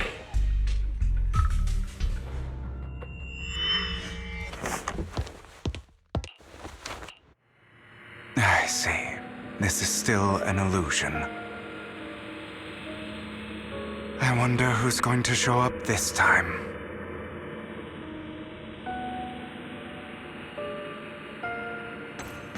Brother! Hugo, let's play hide and seek! I'm already hiding! You'll find me, right? Like you always do! Serena.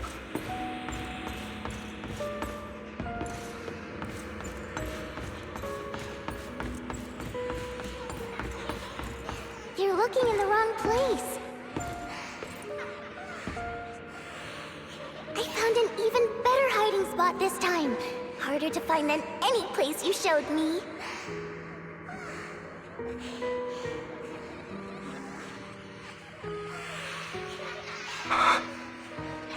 Hey, Hugo, do you ever wonder why I had to die? It was because of me. That's right. It was because of you. It's all your fault. If only you didn't exist, I wouldn't have had to suffer.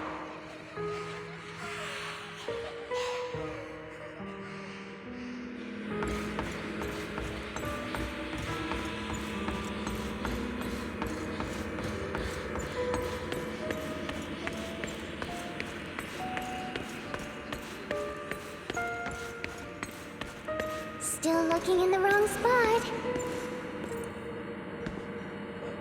I can't believe you still haven't found me after all this time.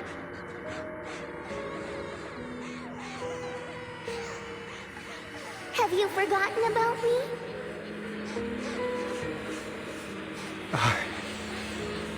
I haven't forgotten. It's okay. I'll forgive you. I'll still be nice to you, just like before.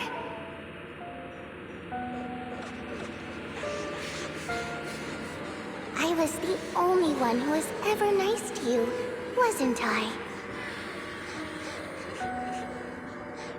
Yes. Then tell me, why do good people always suffer? Why is kindness always punished instead? Tell me, Hugo, why?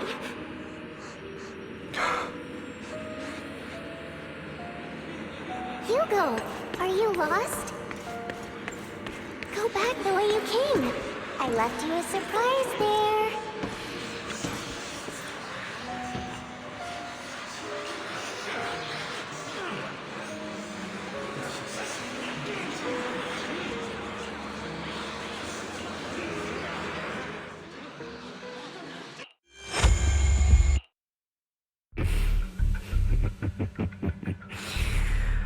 I told you that you would eventually return.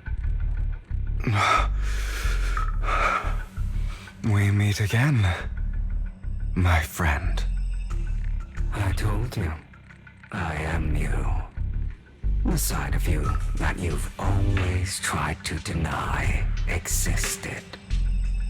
Of course. I know. This time it's about Serena. Right? Yes, your half-sister.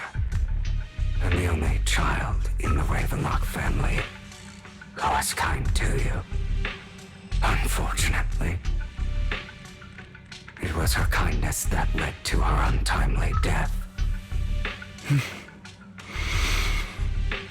It was my fault. I don't like the way you blame yourself. Because that means I'm to blame as well. And I don't think I did anything wrong. Your mother sold you to the Ravenlocks. And your father, he saw your talent and wanted to use you to push the other children into competing with each other. My brothers and sisters wanted to get rid of me from the moment they first saw me. In their eyes, you were no more than a slave. But Serena dared to treat you, a slave, as if you were human. And so, she was fated to die. They tried to kill me many times, but I was careful, and they did not succeed. So they killed Serena, who was weaker, an easier target, and pinned everything on you. Serena died in your place. Those cruel brats thought that by reporting this to Father, they could use it to get rid of you, a rival who threatened their positions. Yet, not only did Father not blame you for the incident, he praised you for it. In this world, Only the ruthless, cruel, and merciless can stand at the top. And that's exactly what you managed to live up to, no?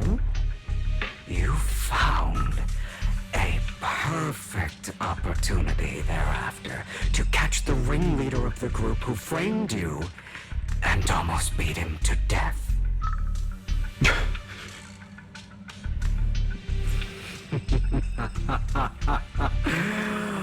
Oh, you should have seen the expression on your face back then. Oh, crazed and manic with utmost delight. I don't remember that.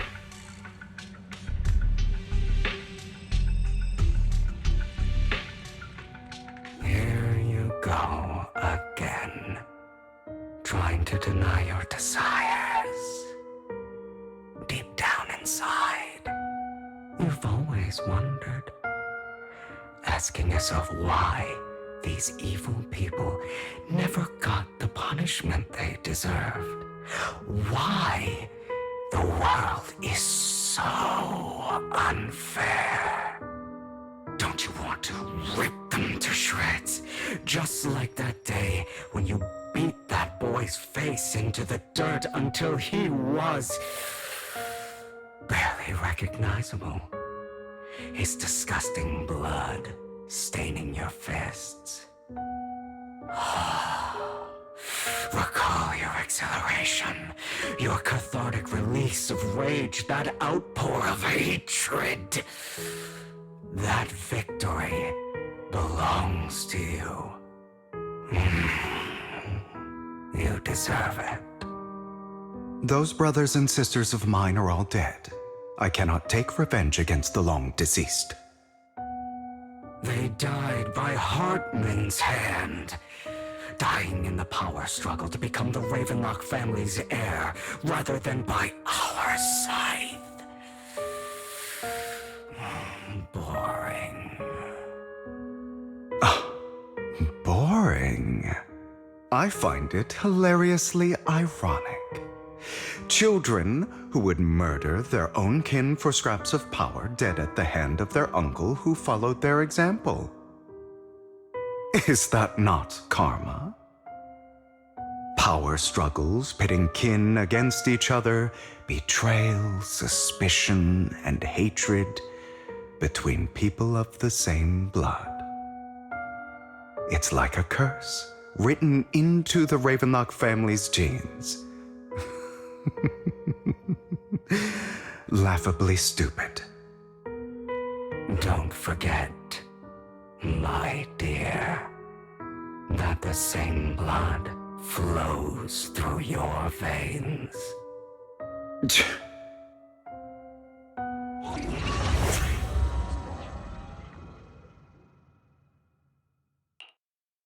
That's right, my dear nephew.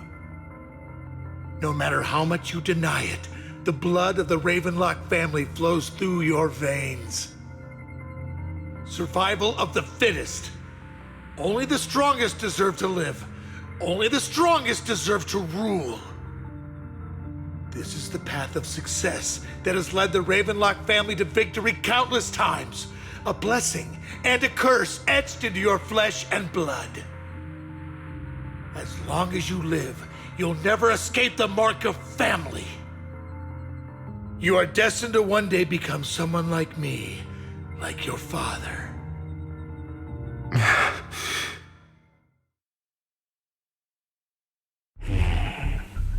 Is that fear I sense?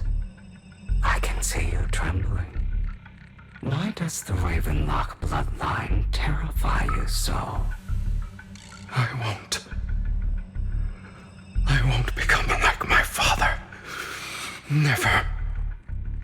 You won't become a failure like him. So relax.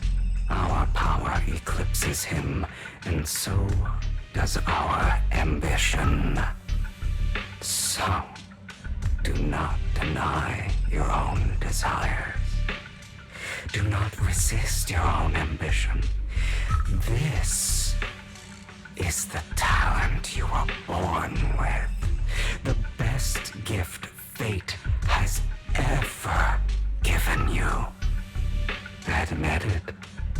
Deep within your heart lies a spark, yearning to ignite a raging inferno that will burn everything down. And I am that spark.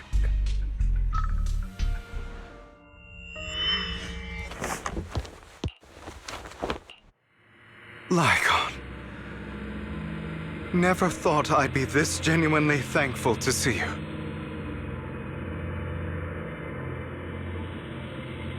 Seeing you means this never-ending nightmare is finally over, right?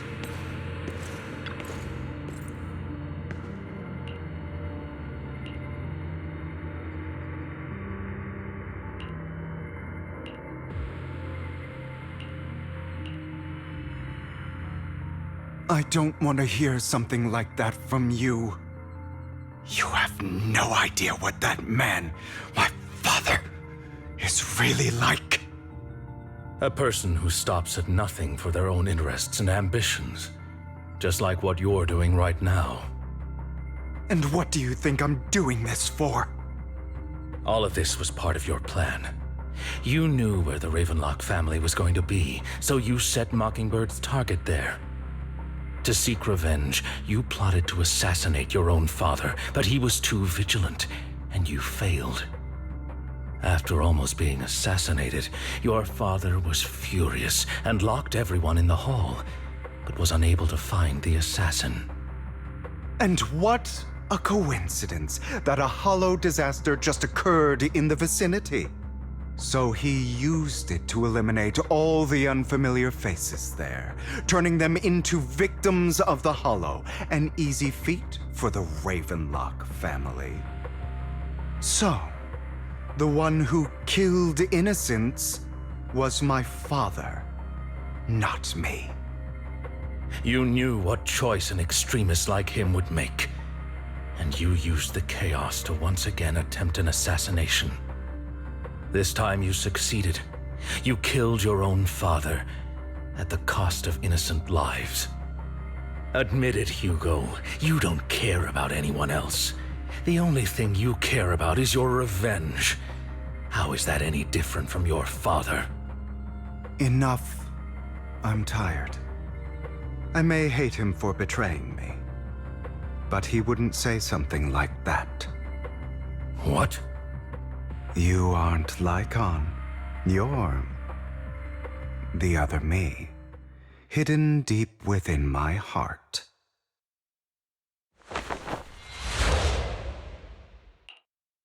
I've been waiting for you, my dear. It seems you've already grown accustomed to this place, even turning the tables on me. Just as you said, you are me, and I am you. There's no such thing as having an advantage over oneself. We are ultimately one and the same, forever inseparable. Then you should know what I want to say. When you and Lycon split, you didn't even try to clear up the misunderstanding, didn't deny or argue against what he said. Because you realized that deep down, he was right about you. You just hadn't acted on it yet. Some people live only to bring more suffering into this world. Sometimes, murder is what brings justice back into this world. For that, I must stain these hands in blood. That's right. Just like what you said before you faked your death. Were those words really just an act?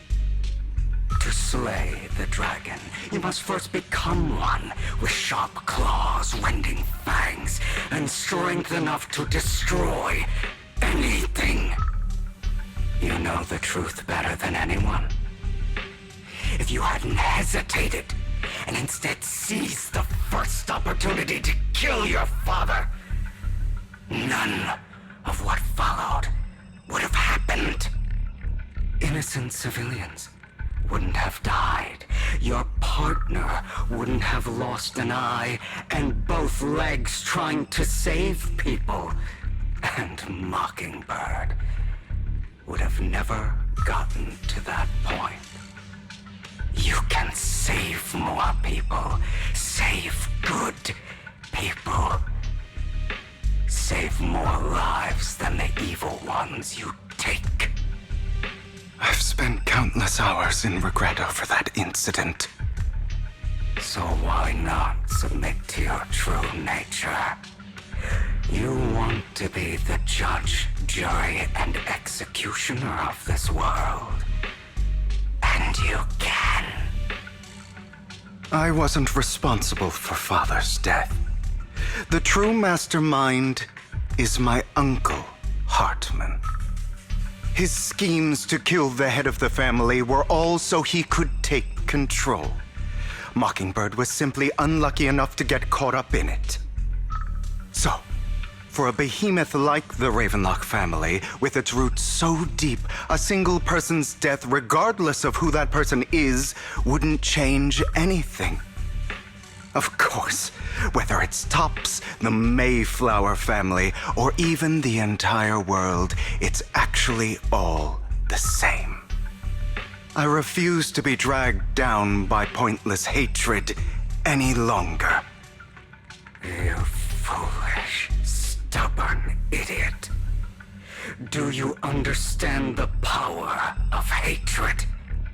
Have we not come this far precisely because of it? Or are you going to follow Lycon and Jack's twisted logic? Come on. You don't actually trust anyone? Otherwise, why would you hide this whole scheme of faking your death from them?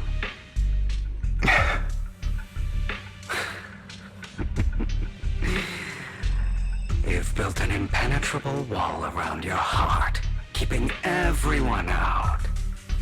Of course you are right to do so. No one in this world can be trusted. Always. All you'll receive is hatred from your own blood and no love. Suspicion from your companions, and betrayal that comes all too easily. But the most ridiculous thing is that you want them to trust you. You stay silent and long for them to notice your suffering. You yearn for your companion's understanding and trust. Idiot. That's why you are incapable of exploiting them for your own ends. You care about their safety even more than your own. But remember, only the weak need companions. And we are children born from hatred. We are different from them. I will never be like them, and I don't need to be. Come. Let me show you what powers we can wield. But you are me. And I'll never lose to myself.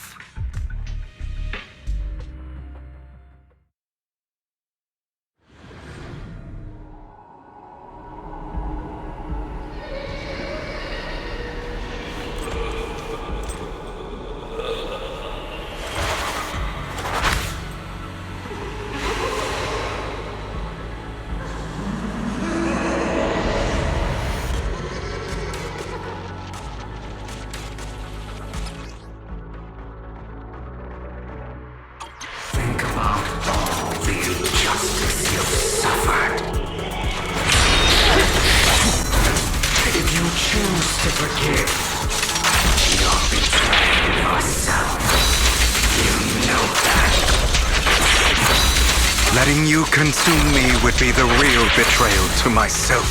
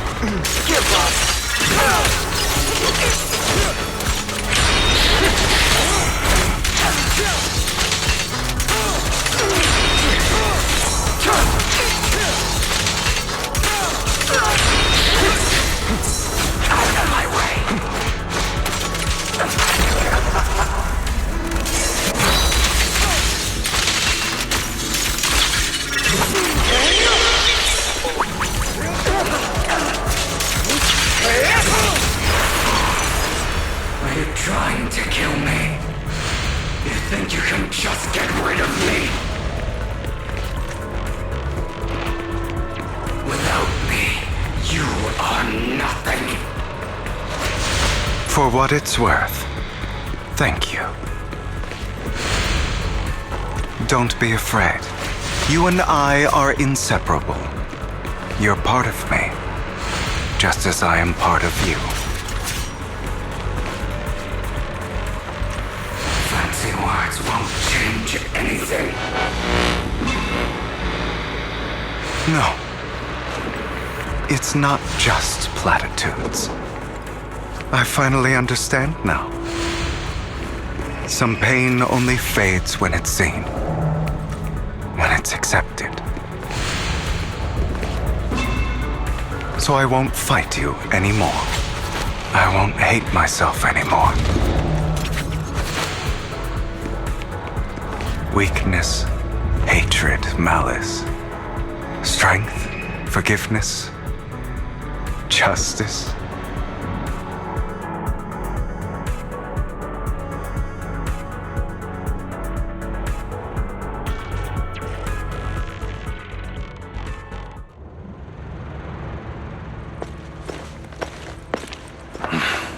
Hugo, it's time.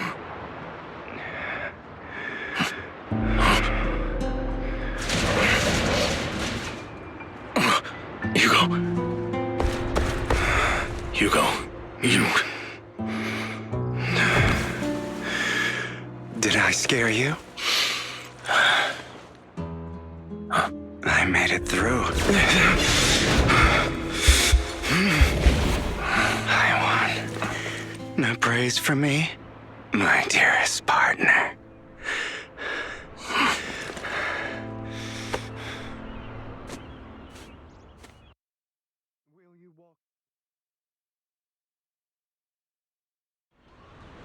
This is just like what I saw in my dream.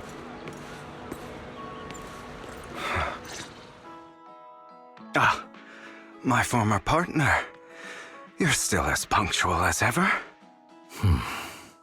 Are you sure you're fully recovered? How about we fight, and I'll show you how recovered I am. I refuse to fight someone who is in need of medical attention.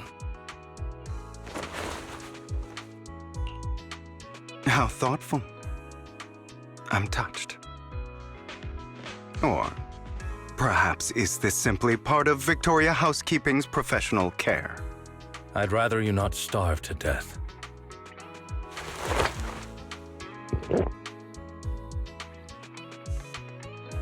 Not to your liking. I'm fairly certain this is the same kind as before. No. I've just gone too long without food. It feels a bit uncomfortable. Either way, thank you. Now tell me, what exactly happened in the warehouse? Just going a bit crazy from... you know what? Were you expecting anything else? But I did have a very long dream. A dream about many things from the past. If I had to put it into words, it would be like giving myself psychological therapy. You seem like you could benefit from some too. How about it? Want to book a session with me? Trust me, I'm a pro. Seems you really have recovered. Well, of course. I'm feeling pretty great right now. Like I could argue with you all day on every petty detail of who exactly was in the wrong back then. I wanted to ask, what you said about Mockingbird before, when you faked your death, was that part of the act? You mean the part about how Mockingbird has never really changed anything or saved anyone. I didn't expect you to still be so hung up on this.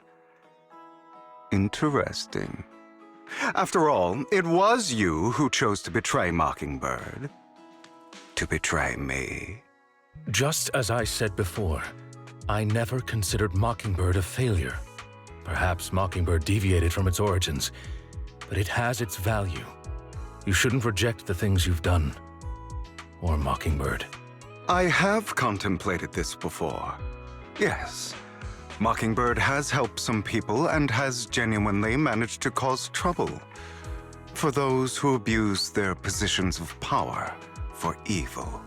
Yet those in high positions still possess immense resources, and the people we helped remain destitute and suffering, willing to become slaves to those in power for scraps. But just as you said, even if what we did was childishly idealistic and flawed, as little as we actually achieved, even the slightest change is by no means meaningless. Nothing holds more value to me than Mockingbird.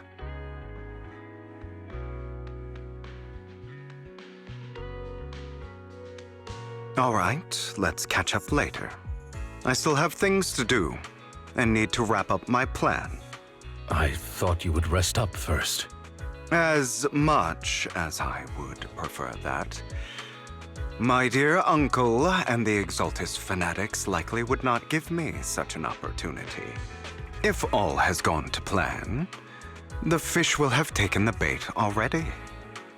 And if everything goes very well, I'll soon have solid evidence of the Ravenlock family's crimes. Well then, thank you for your assistance, former partner. Let's part ways here. I'll go with you. Lycon, surely you don't think that because I just recovered, I'm too weak to deal with those useless fools. Hartman's actions will disturb the safety of New Eridu. As I serve the mayor, I should intervene. Very well, whatever. Let's go. And don't slow me down.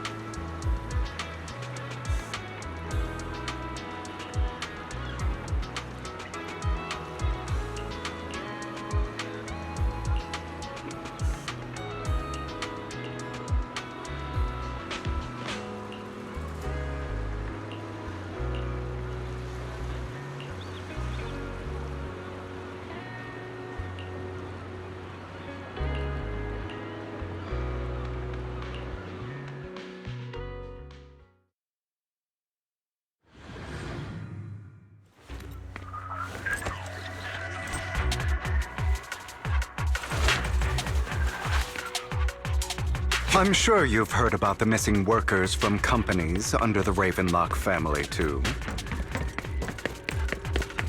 Those are Ravenlock's men. The workers with them are the victims who were tricked into going into the Hollow.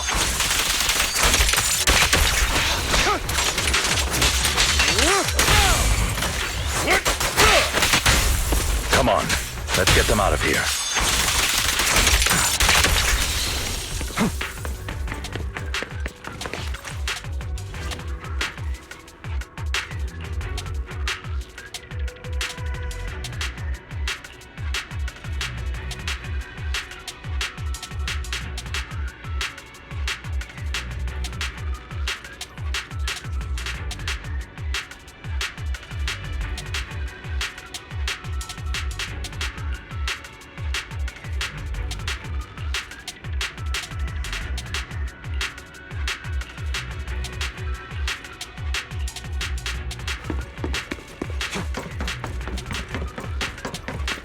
Bunch of nobodies.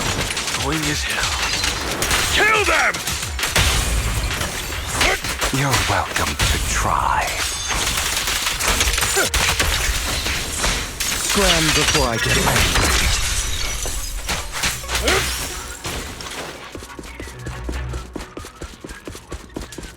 angry. More workers here. And quite a...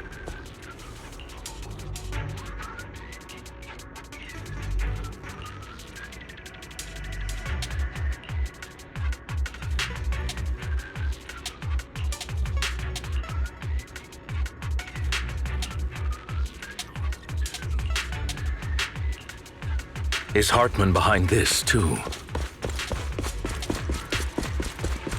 Of course. He threw them into the hollow like offerings for the Exaltists.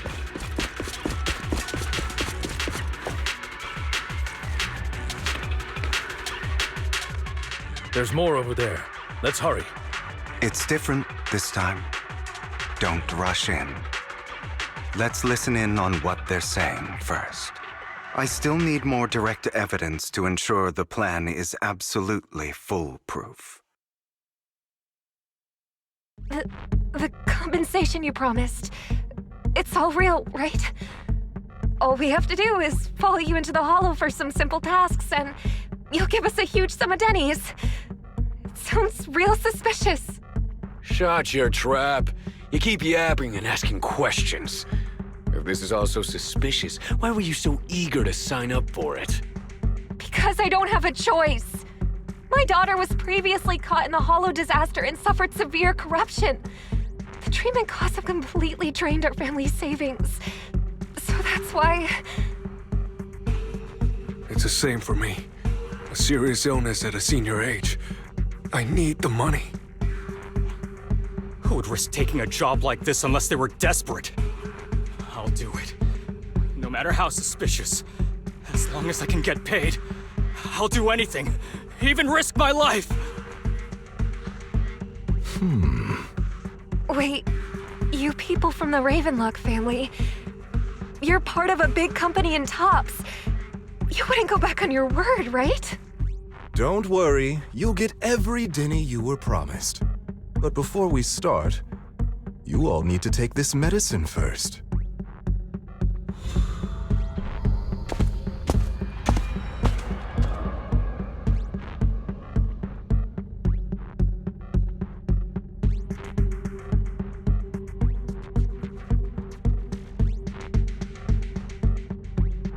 Bro, should we really be doing this already? These workers keep talking. We're wasting time like this. And the sooner they take it, the sooner it'll be over. Consider it an early release for them. What? You didn't say anything about having to take pills before. Look, this is good stuff, all right? It'll increase your ether aptitude. There's tons of people who'd kill for something like this. Exactly! You'll be working in the hollow for several hours. This is essential medication. You have to take it before we continue. If you refuse, then you can forget about the job. Of course, you won't receive the compensation either. Lycon, what are you doing? Rescuing those workers, of course. There's clearly something off about those pills. We can't let them take them. Now is not the right time. As I said, we need more evidence to ensure the plan works. And as I said many years ago, you can't exploit innocence to achieve your goal. So that's how you see it. If that's not what you want me to think, then explain everything to me. All right. It's a little complicated, but simply put, these workers will be fine. Of course, it's your choice to trust me or not. But if you try to rush in, I will stop you. I trust you.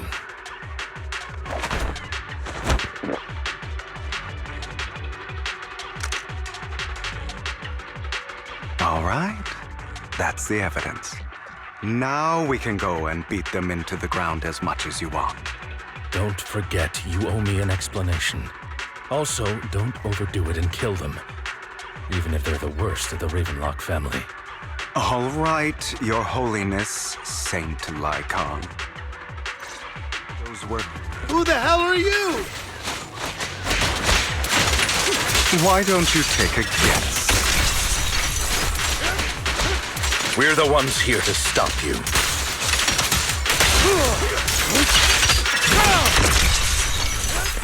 Can't remember the last time we worked this well as a team.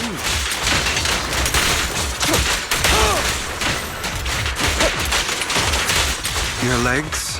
How are they feeling? I'm fine. To be honest, I think I prefer the way you used to fight.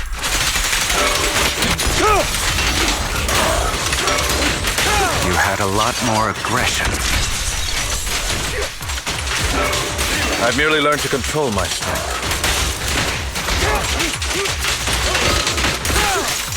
When I need to be.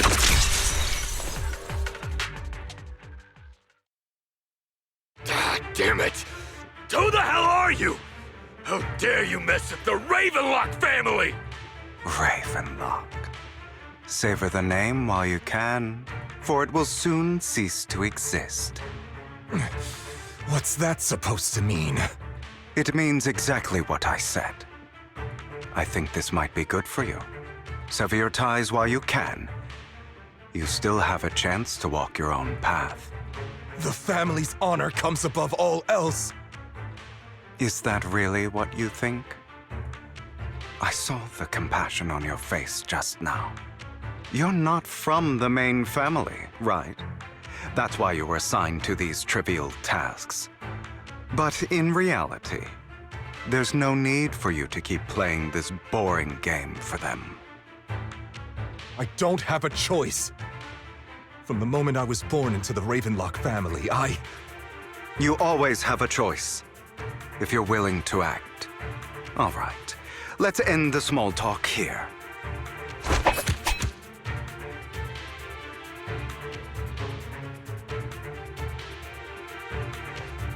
Don't worry, Lycon. I didn't hit them too hard, just enough to keep them quiet. How's that? My acting's pretty good, right? As always, a certain someone should take some lessons from you. I'll leave the rest to you then. Okie dokie.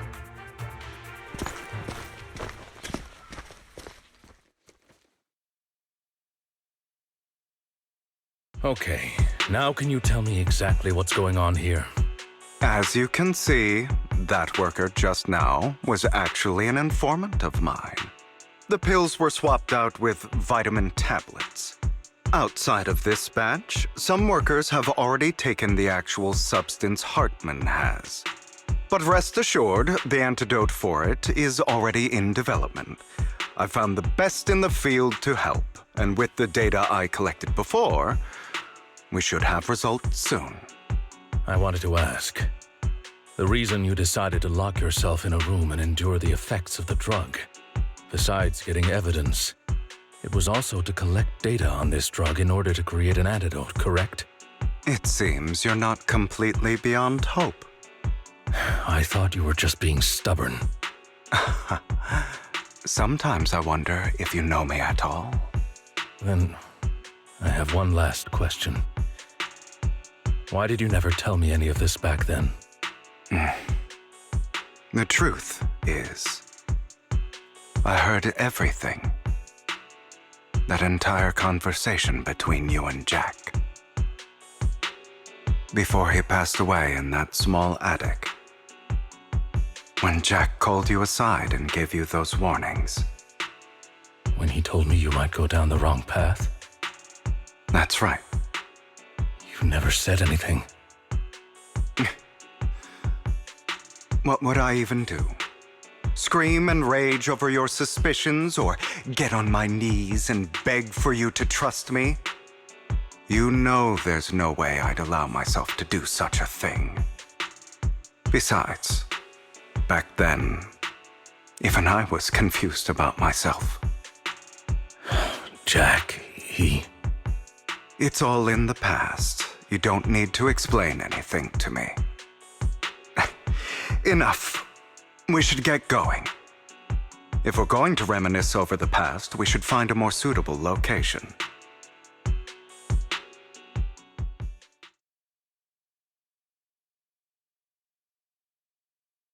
Nikon?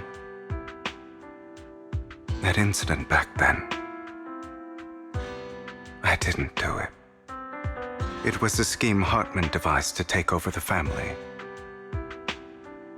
It was Hartman who killed my father, too. I only discovered the truth long after the fact. I did indeed attack my father, and I thought he was dead. But he wasn't. I couldn't kill him.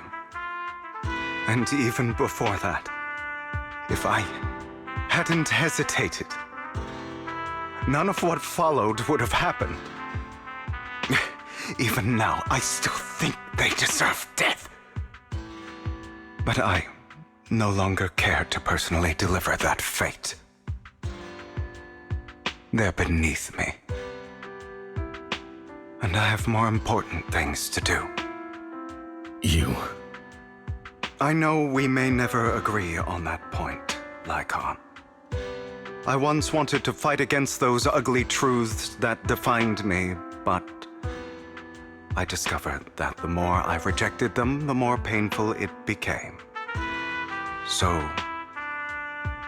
I could only accept that crazed, hateful, and malicious side of myself. As long as I know I will never become like my father, like Hartman, that is enough for me. You've changed. But I think that might be a good thing. Don't patronize me. You've changed a lot too, compared to before. I still disagree with Jack's words, and I won't forgive your betrayal. I will walk the path I believe is right, even if I must tread over thorns and through the mud. But I will also allow you to walk your own path, Lycon. Should I say thank you? You're welcome. Come to think of it, we haven't talked about your legs and eye. It was just an accident, not your fault. I'm doing well now. I hope you are too. On the contrary, perhaps I should be the one apologizing. I misjudged you. I used to think you wanted power, that everything you did was for your own ambitions. I thought you wanted the power to pass judgment on all in this world like a god. I am a god. I am my own god. Or you could say that in this world, everyone is their own god. There are many things that we are powerless to change. But there are also many choices we can make. Just as I said before, I am the only one who can kill me or save me. I'm glad you think that way. Let's go. I still have one last thing to do. To witness the end of Ravenlock.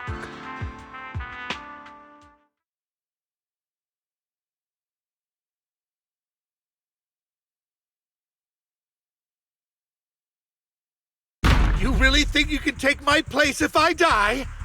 Never, you filthy bastard! Your little tricks mean nothing. As long as the Ravenlock family stands, I can still get back on my feet. You still don't get it, do you? This was never about avenging my father. And I don't care about taking your place. I didn't come this far just to kill you. That'd be pathetic. Right on cue. Why don't you take a look at this, Uncle? On behalf of TOPS, I'd like to clarify that we had no involvement in the Ravenlock family's actions. TOPS is officially terminating all partnerships with the Ravenlock family, effective immediately. We will have no further affiliation with them. Are you crazy? What the hell do you get out of ruining the Ravenlocks? You want to be a petty thief forever? Thief? Oh, Uncle. Allow me to reintroduce myself. I'm the name people whisper about. The one who robs the rich and gives to the poor. I'm the master con artist who can fool anyone, anytime.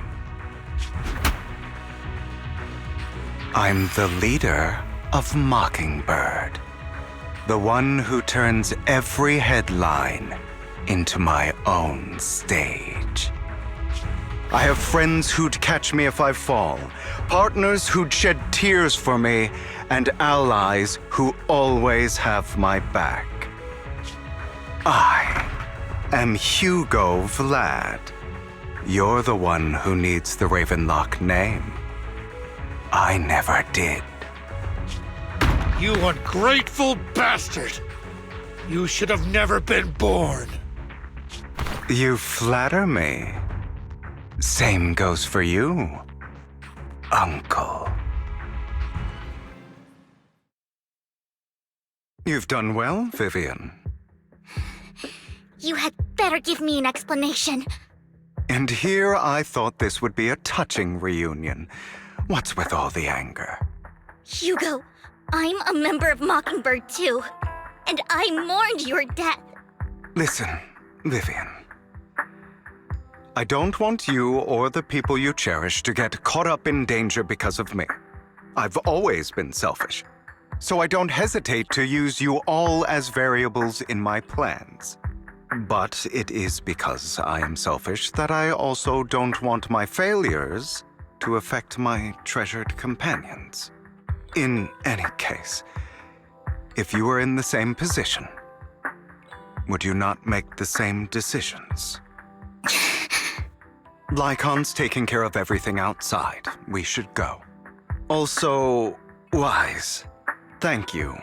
And I'm sorry for the whole act where I threatened you. It was the only way for Hartman to drop his guard against you and leave you be. I, Hugo Vlad, am forever indebted to you.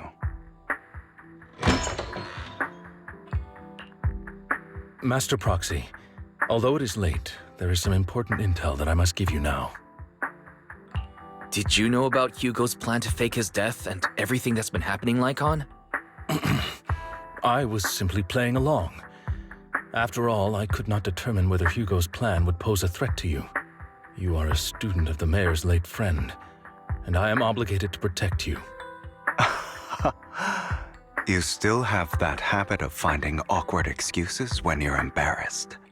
Mr. Hugo Vlad, if you have any important intelligence to share, please do so with haste.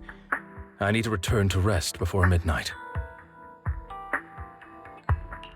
You two sure are, close? For the sake of a certain old fossil's sleep schedule, I'll keep it brief. I learned from Camille that Dina intends to embed the sacrifice core into the sacrifice. Apparently, it will make the sacrifice much stronger. Sacrifices created this way will not retain their minds and will indiscriminately attack all living beings, including their creator. So the Exaltis don't do this. It would bring them no benefit. But Dina's concoction can control people's minds. If a person takes the pill and is injected with the serum Landon left behind, the sacrifice would be under its creator's control. Although the dormant sacrifice has been destroyed, Dina found a batch of that serum her father created and wants to create new sacrifices. Putting aside the sacrifice for now, Hartman's sacrifice core is fake. We don't know where the real one disappeared to. The real core has always been here. Here? In Lord Phaethon's video store? Vivian, do you remember when I suggested you give that collectible to our dear Proxy? I remember. But that was just an ordinary pendant. And I've met the person who submitted it. She has absolutely no connection to the Exaltists. How about our dear Proxy take out that pendant so we can take a look?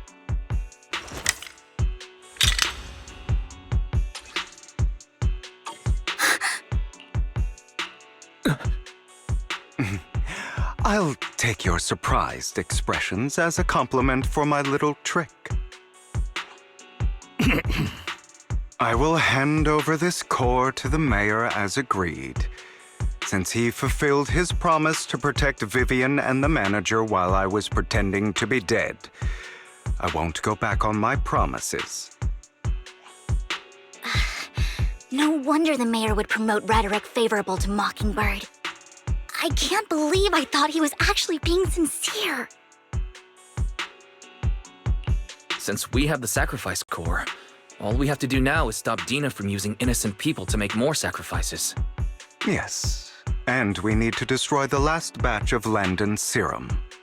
Hopefully with no options left, Dina will give up her obsession. All right. That's the important stuff. I'm going to go and confirm where Landon's serum's been stashed. I'll contact you again once I have something.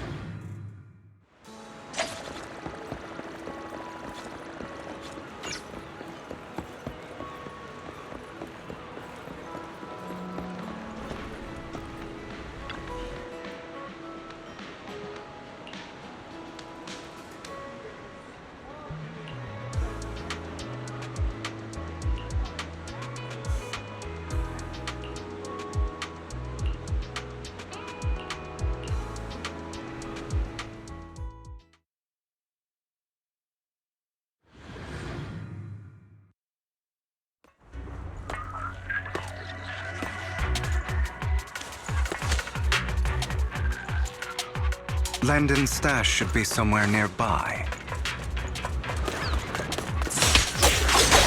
I did some digging. Some of the missing workers were brought here too.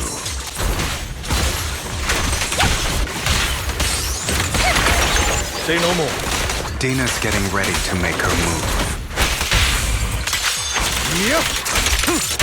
Don't worry, we'll clear them out.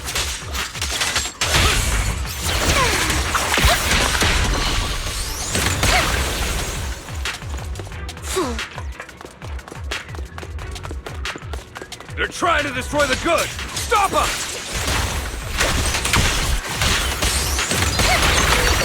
We need to take care of the guards first.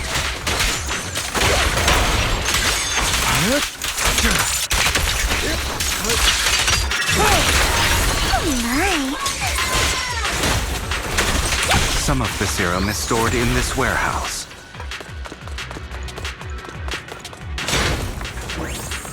Don't touch me. You're not taking anything from here. You go. Get the guards first.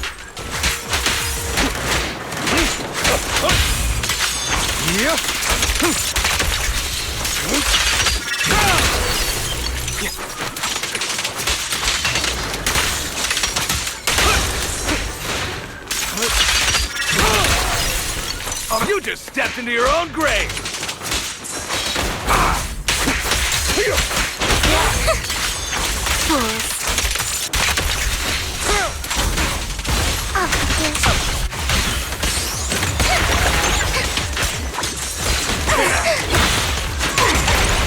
Stay calm now.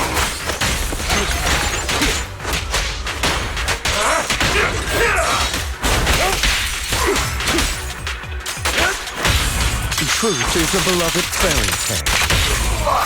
Where are you looking? Don't you know? Get my dress dirty and look pretty.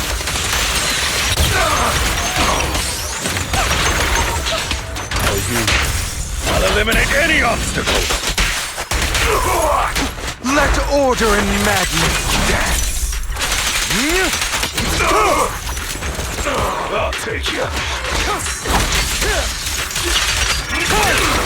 I'm tired of mocking this too.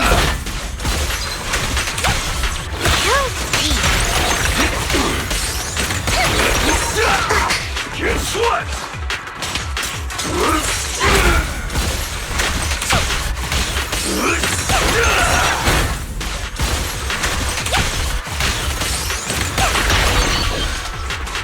Understood.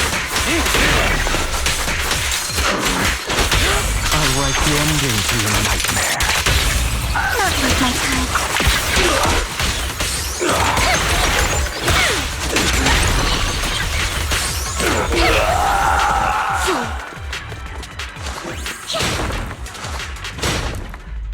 More of Landon's serum survives than expected. Fortunately, since they're still here, it means Dina hasn't executed the final step of her plan. There's likely a lot more stashed around here, and we have yet to locate the missing people. Our actions here won't go unnoticed. Perhaps they're making plans to deal with us on their side. With Landon and Dina's concoctions combined, she may be capable of creating a sacrifice that obeys her. If it comes to that, this will get far more troublesome. How about we split up? Hugo and Lycon will destroy what remains of the substance around here, and Vivian and I will go search elsewhere. Very well. Let's go with your plan. But be careful if you encounter Dina and her people. According to Camille, she's absolutely obsessed with completing her father's dying wish. Who knows what she may try? Let's part ways here for now. And perhaps the other manager could use EOS to guide us. Sure. I've been feeling way better these past few days, so just leave it to me. It's only now that I realize how fortunate we are to have two Lord Faithins. Yeah, but I feel like our work's doubled. In the past, Wise and I would only ever work on the same route. Greater power means more responsibility. And in any case, I'm sure the mayor would be able to provide double compensation. He's a very generous person, after all. Right, Lycon?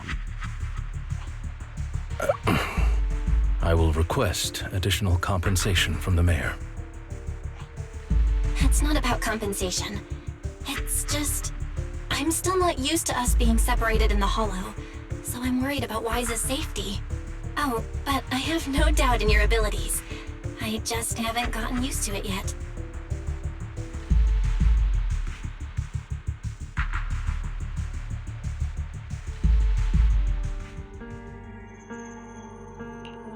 This is the future I saw. Lord Pathan.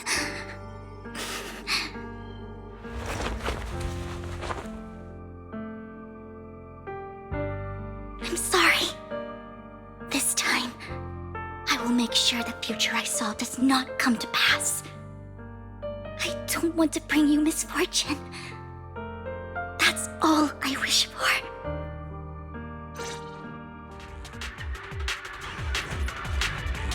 Don't touch me. Leave this to me, Lord Bathan.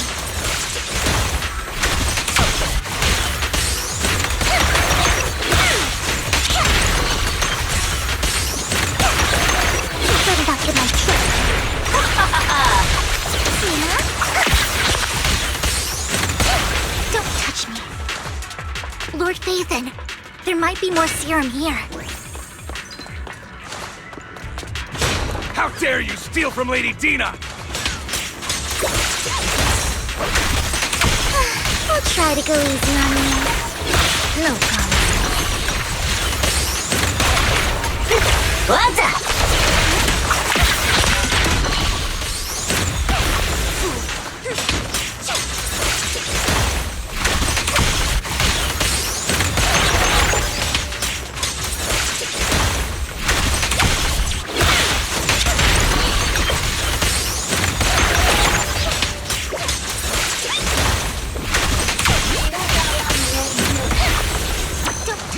There are containers by the fissure.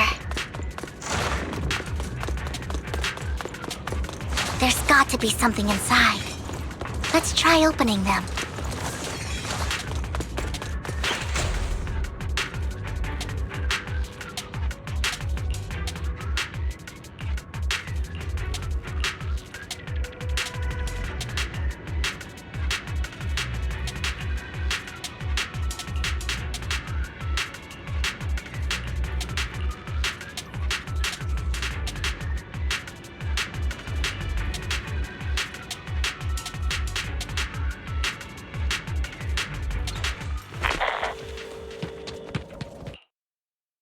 It must have been tough for you to find this place.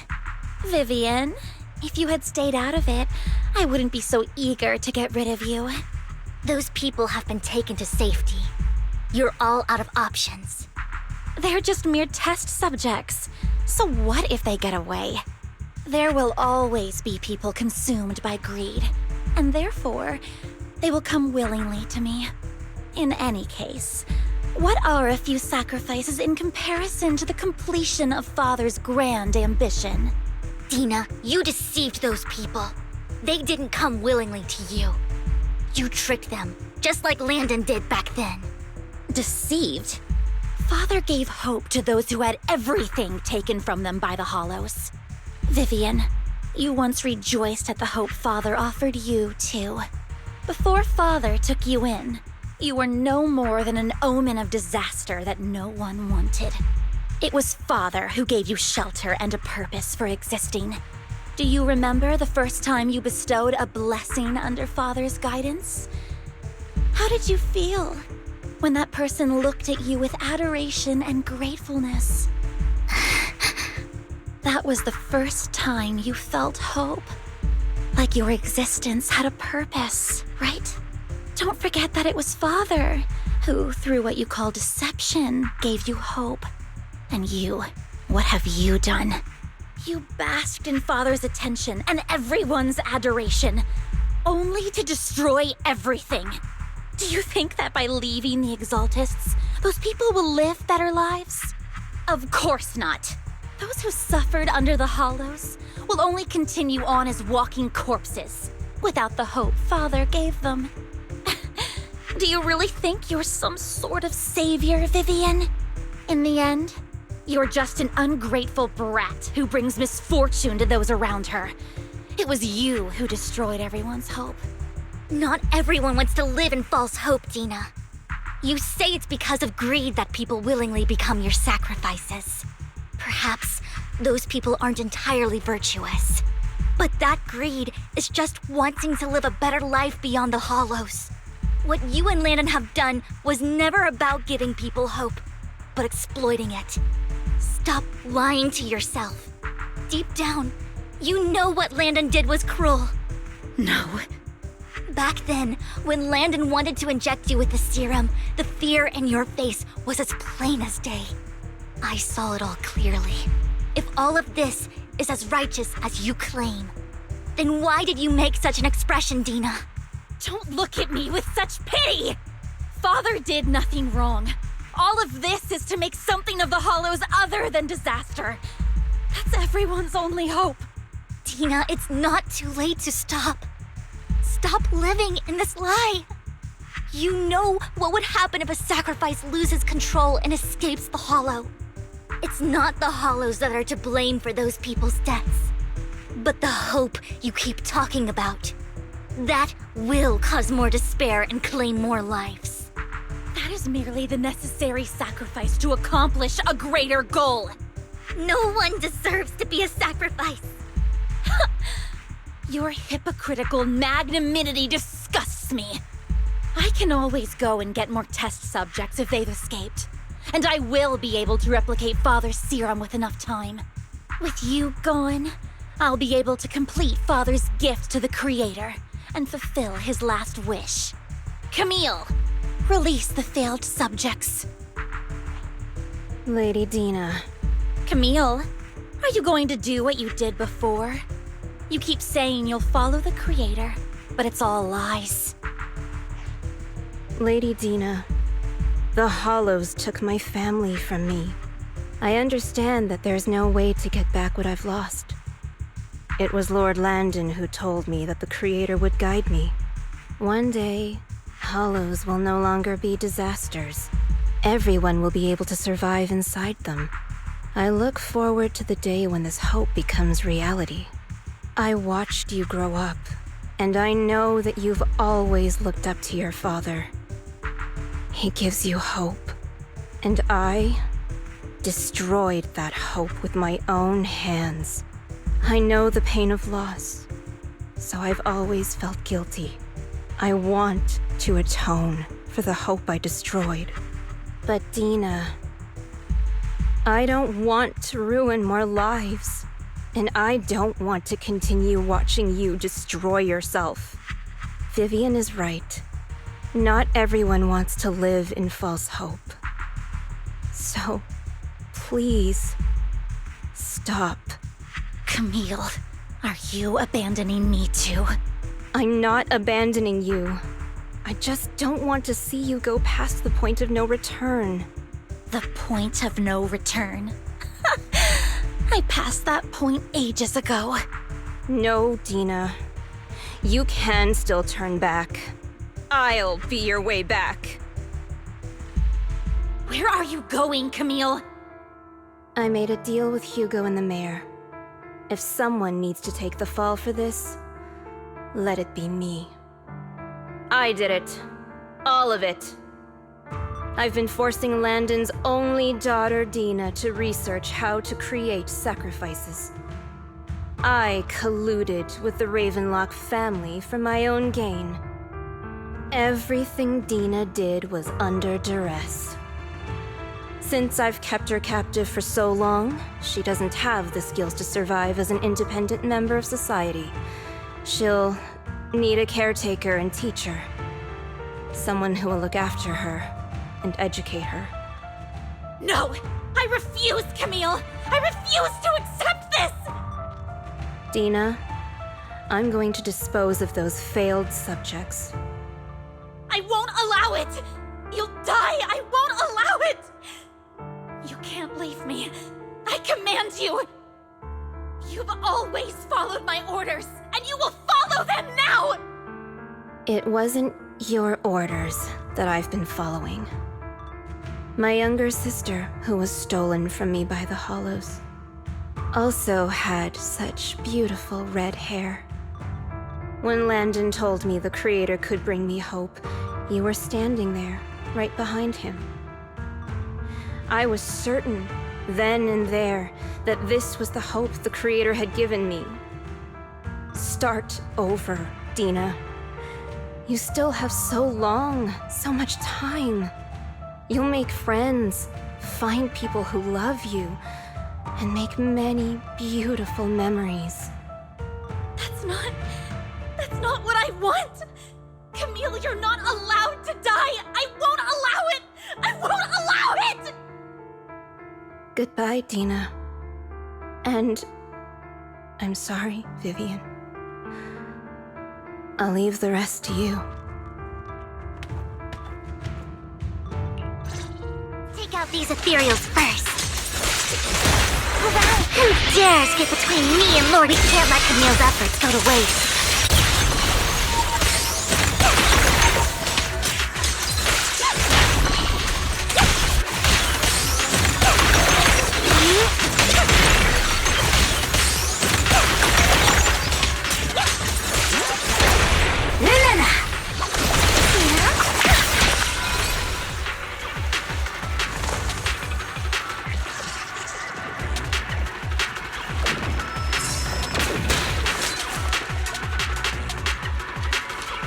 Stay away from me. Don't touch me.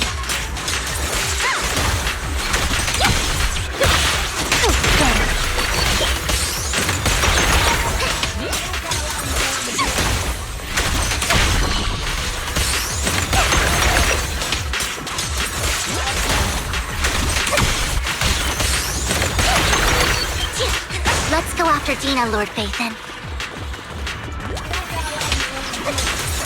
They must be on the other side of the fish.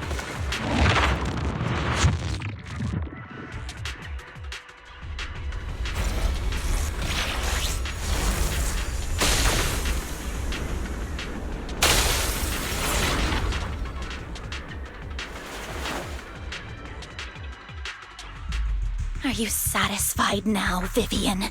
You were the one who brought yourself to this point. You're saying this is all my fault. Losing my father, losing Camille. I wish you had never come into my life. At first, when Father brought you home, I was happy. There are so many Exaltists, yet Father never allowed me to get too close with any of them. I never had any friends either. But when Father brought you back, he told me to take good care of you, that you were my first friend. I was also so happy the first time you took my place in helping Father select a person to receive the blessing, because it meant you were different from all those other people. You could stay with me. But soon, I grew jealous. You took the attention that should have belonged to me. You even took Father's love from me. It's only because of my ability that Landon... I know, but... Vivian, jealousy is something you cannot control. Of course, the same goes for fear and hatred. I was terrified that one day you would look at me and shed tears. I knew if that day ever came, Father would not hesitate to force the blessing upon me. And when that day did come, I hated you for causing my father's death. Tina, you knew everything about what happened back then, so... why are you still defending Landon?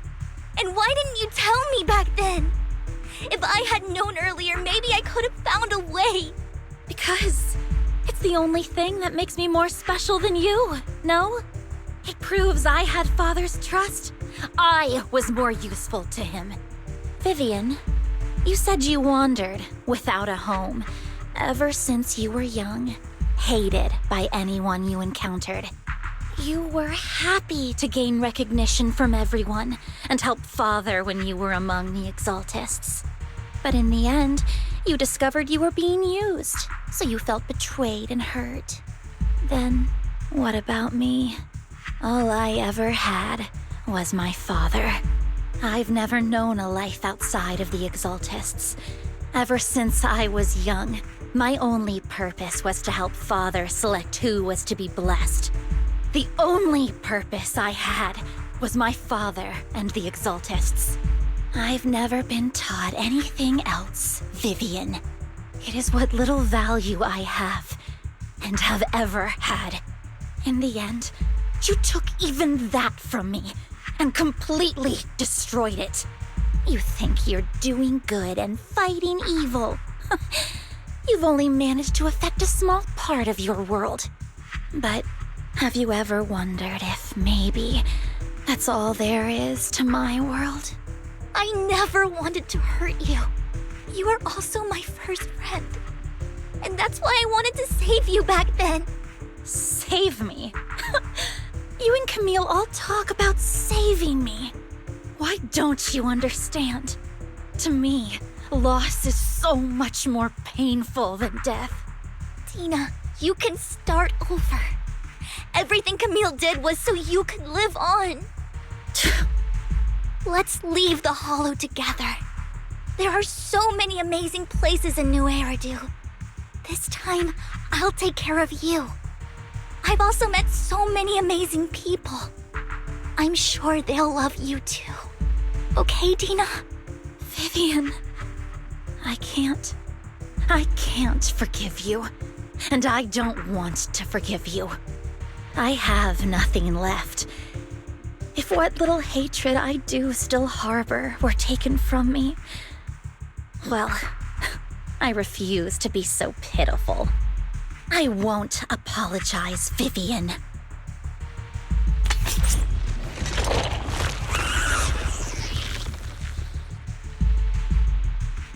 I don't want to hate myself, so I can only hate you for killing my father, and hate Camille for leaving me. That's just the kind of person I am. Hateful and despicable. I refuse to owe anyone anything. I refuse to feel regret. I won't. Vivian, I will keep hating you. I will take all who are precious to you. I will also hate Camille, so I won't do as she wished and start a new life. Vivian, if you had never existed, if I had never, you would be... Lord Phaethon, please do not interfere. She was my first friend. I'm going to bid her farewell.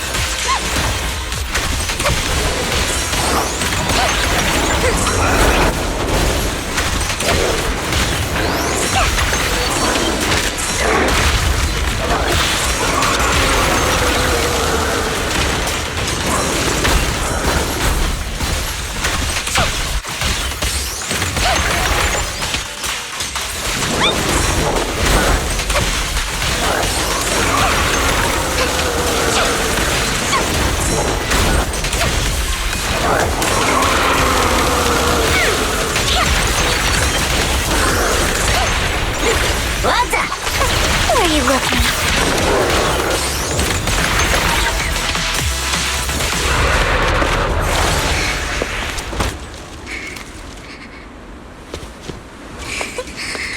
Vivian, behind you! Wise!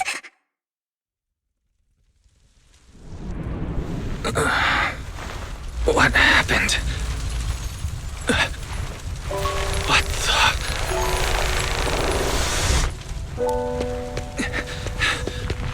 Vivian!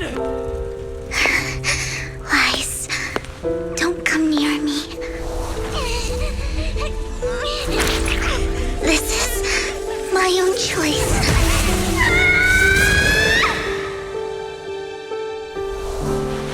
I will change the fate I saw. Vivian! I just want you to remember me when I looked my best. Vivian! Careful. Vivian, your body. I'm sorry you had to see me like this, but I don't want to be the one that only brings misfortune anymore. No. There's got to be another way. It's so warm, and the night is beautiful. Vivian?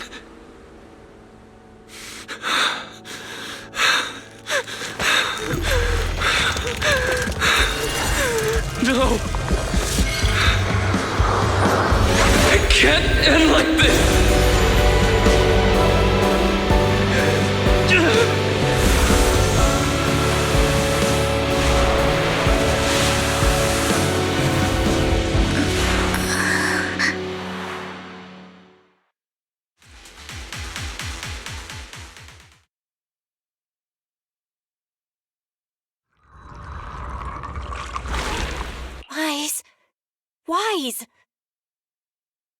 Wise, you're finally awake.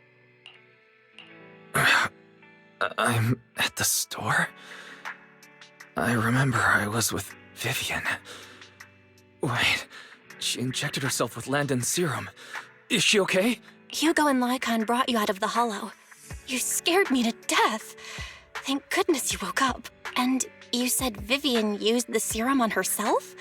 But she looked fine to me, bar a couple of scratches. Hugo sent me a message earlier saying he got her checked over and she was all right. Do you remember what happened? The situation was dire, so Vivian used the serum on herself to defeat the ethereals. I saw the crystallization process starting to occur. I can't describe exactly what happened. I saw something blurry, but I just wanted to stop Vivian's corruption process. I don't know exactly what I did, but then I lost consciousness. What happened after that? When I let Hugo and Lycon there, it was just you and Vivian lying there on the ground. We couldn't wake either of you. Let's put that aside for now. Do you feel any discomfort-wise? I'm a bit dizzy, but otherwise, I'm fine. Don't worry. Phew, that's good. You should rest for tonight. Hugo and Vivian said they'll come over tomorrow, so we can discuss the details then. Okay. Sorry for worrying you, Belle. Good night.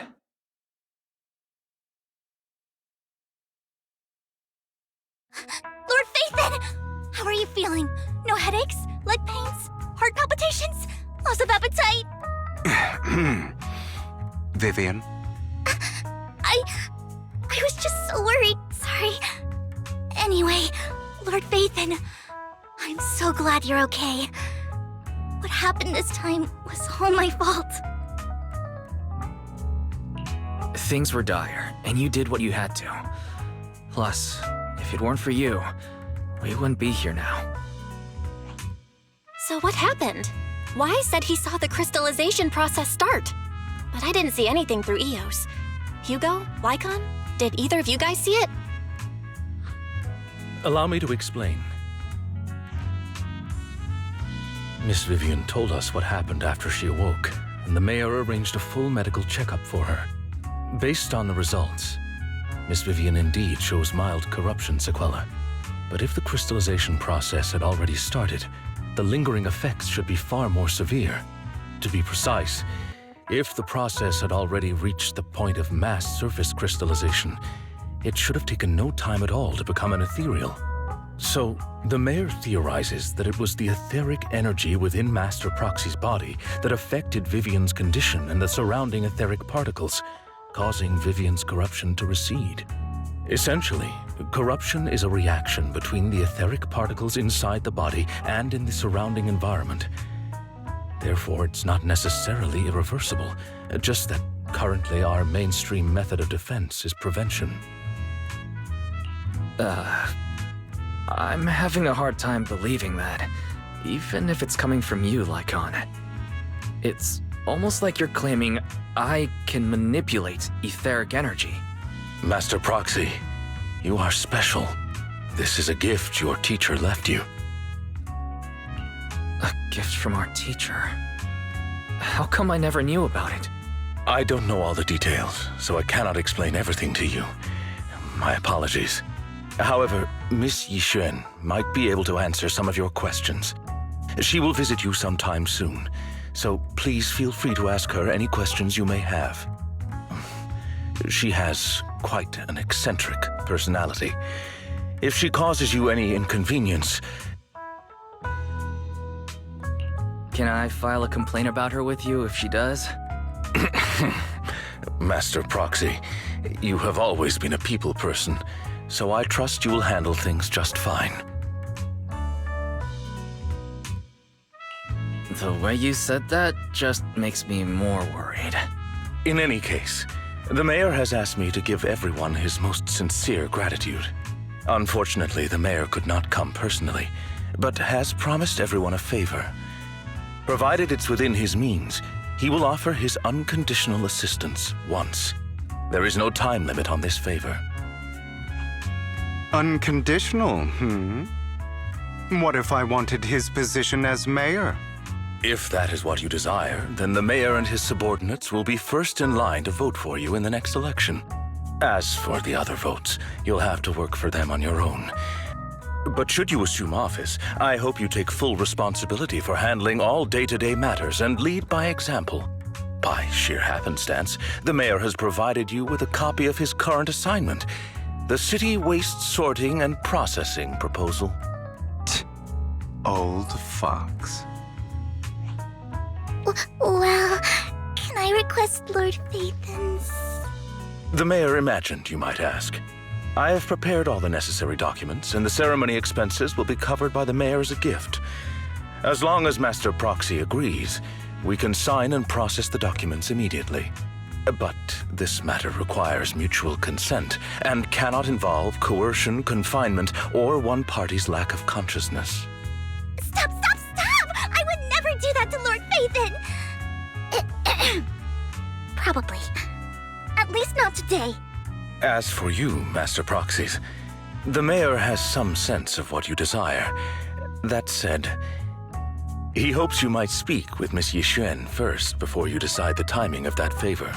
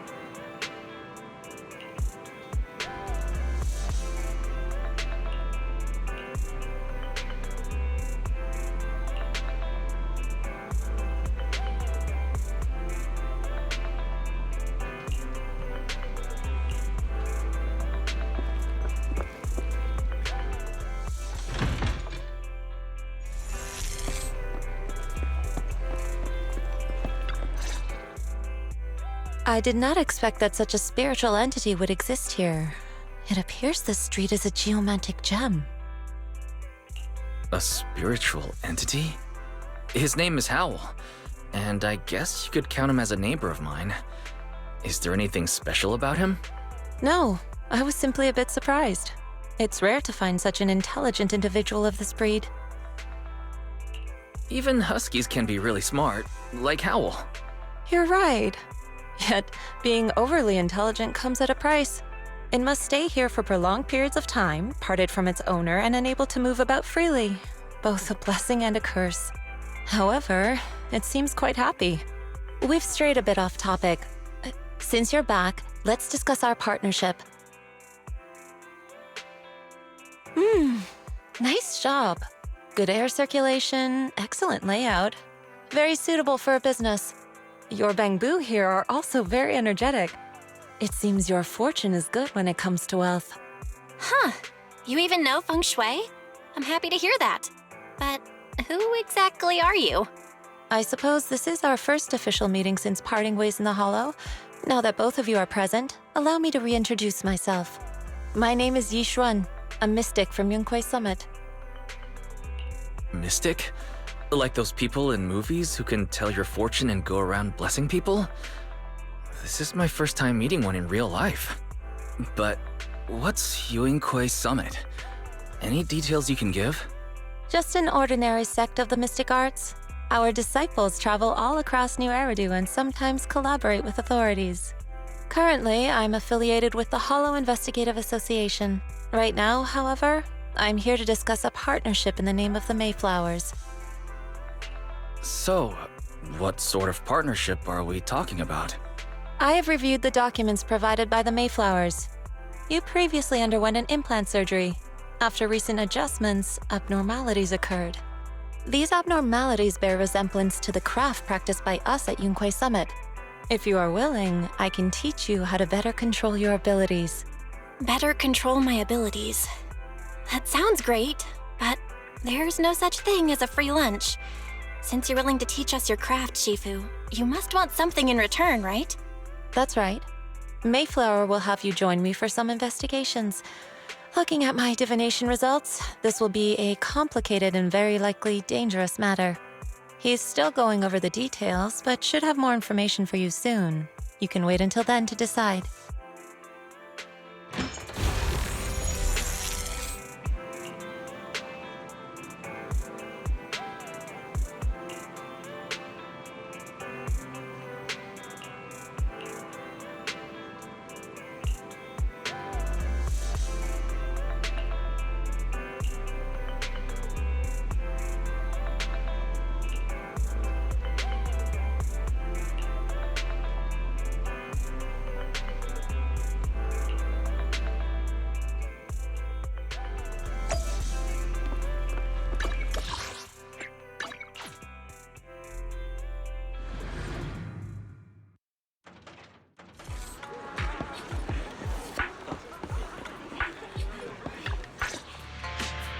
Please, help me check my fortune! Here's my palm. Look, doesn't this thick wealth line mean I'm about to strike it rich? I've looked it over, and your fortune is decent. Huh? You barely looked at it, and you're already done? You have good fortune. What? You don't believe me? I do. Thank you so much. Next, it's my turn. Hey, wait, hey, quit cutting in line.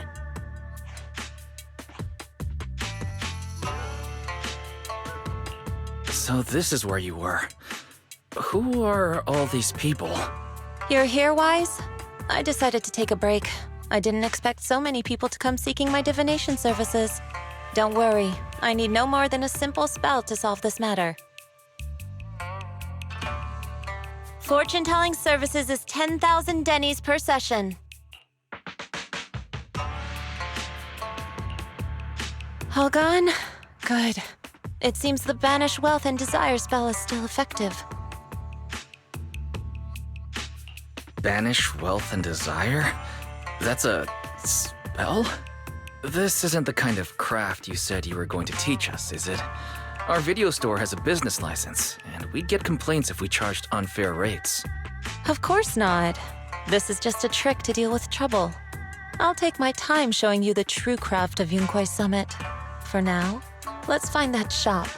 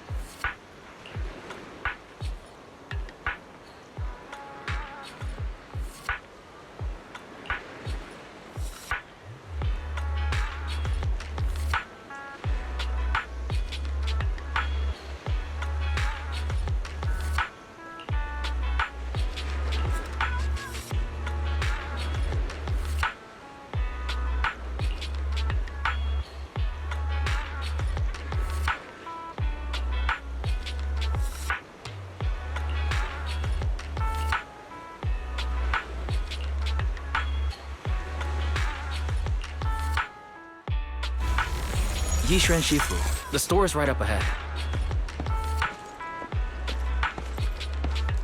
Yes, this is the place.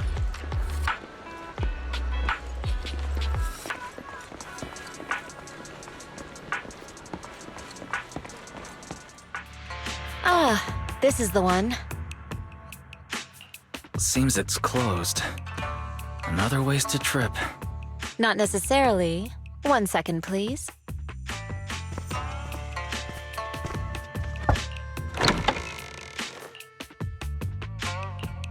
Huh? Is there someone inside? Relax. The boss prefers to do business with people they know. They like their peace and quiet, so they rarely open for customers. I'm an old acquaintance and just wanted to retrieve something. What a strange private business. Shifu, what exactly are you retrieving? Just some things needed for our future investigations. You'll know in time. Really? Shifu, I feel like you're always so mysterious. Rest assured, I'm not hiding anything from you. It's simply because the correct time has not yet arrived, so there is no need to rush. Since we've already obtained what we came for, let's part ways here. There will be plenty of time in the future. We will certainly meet again.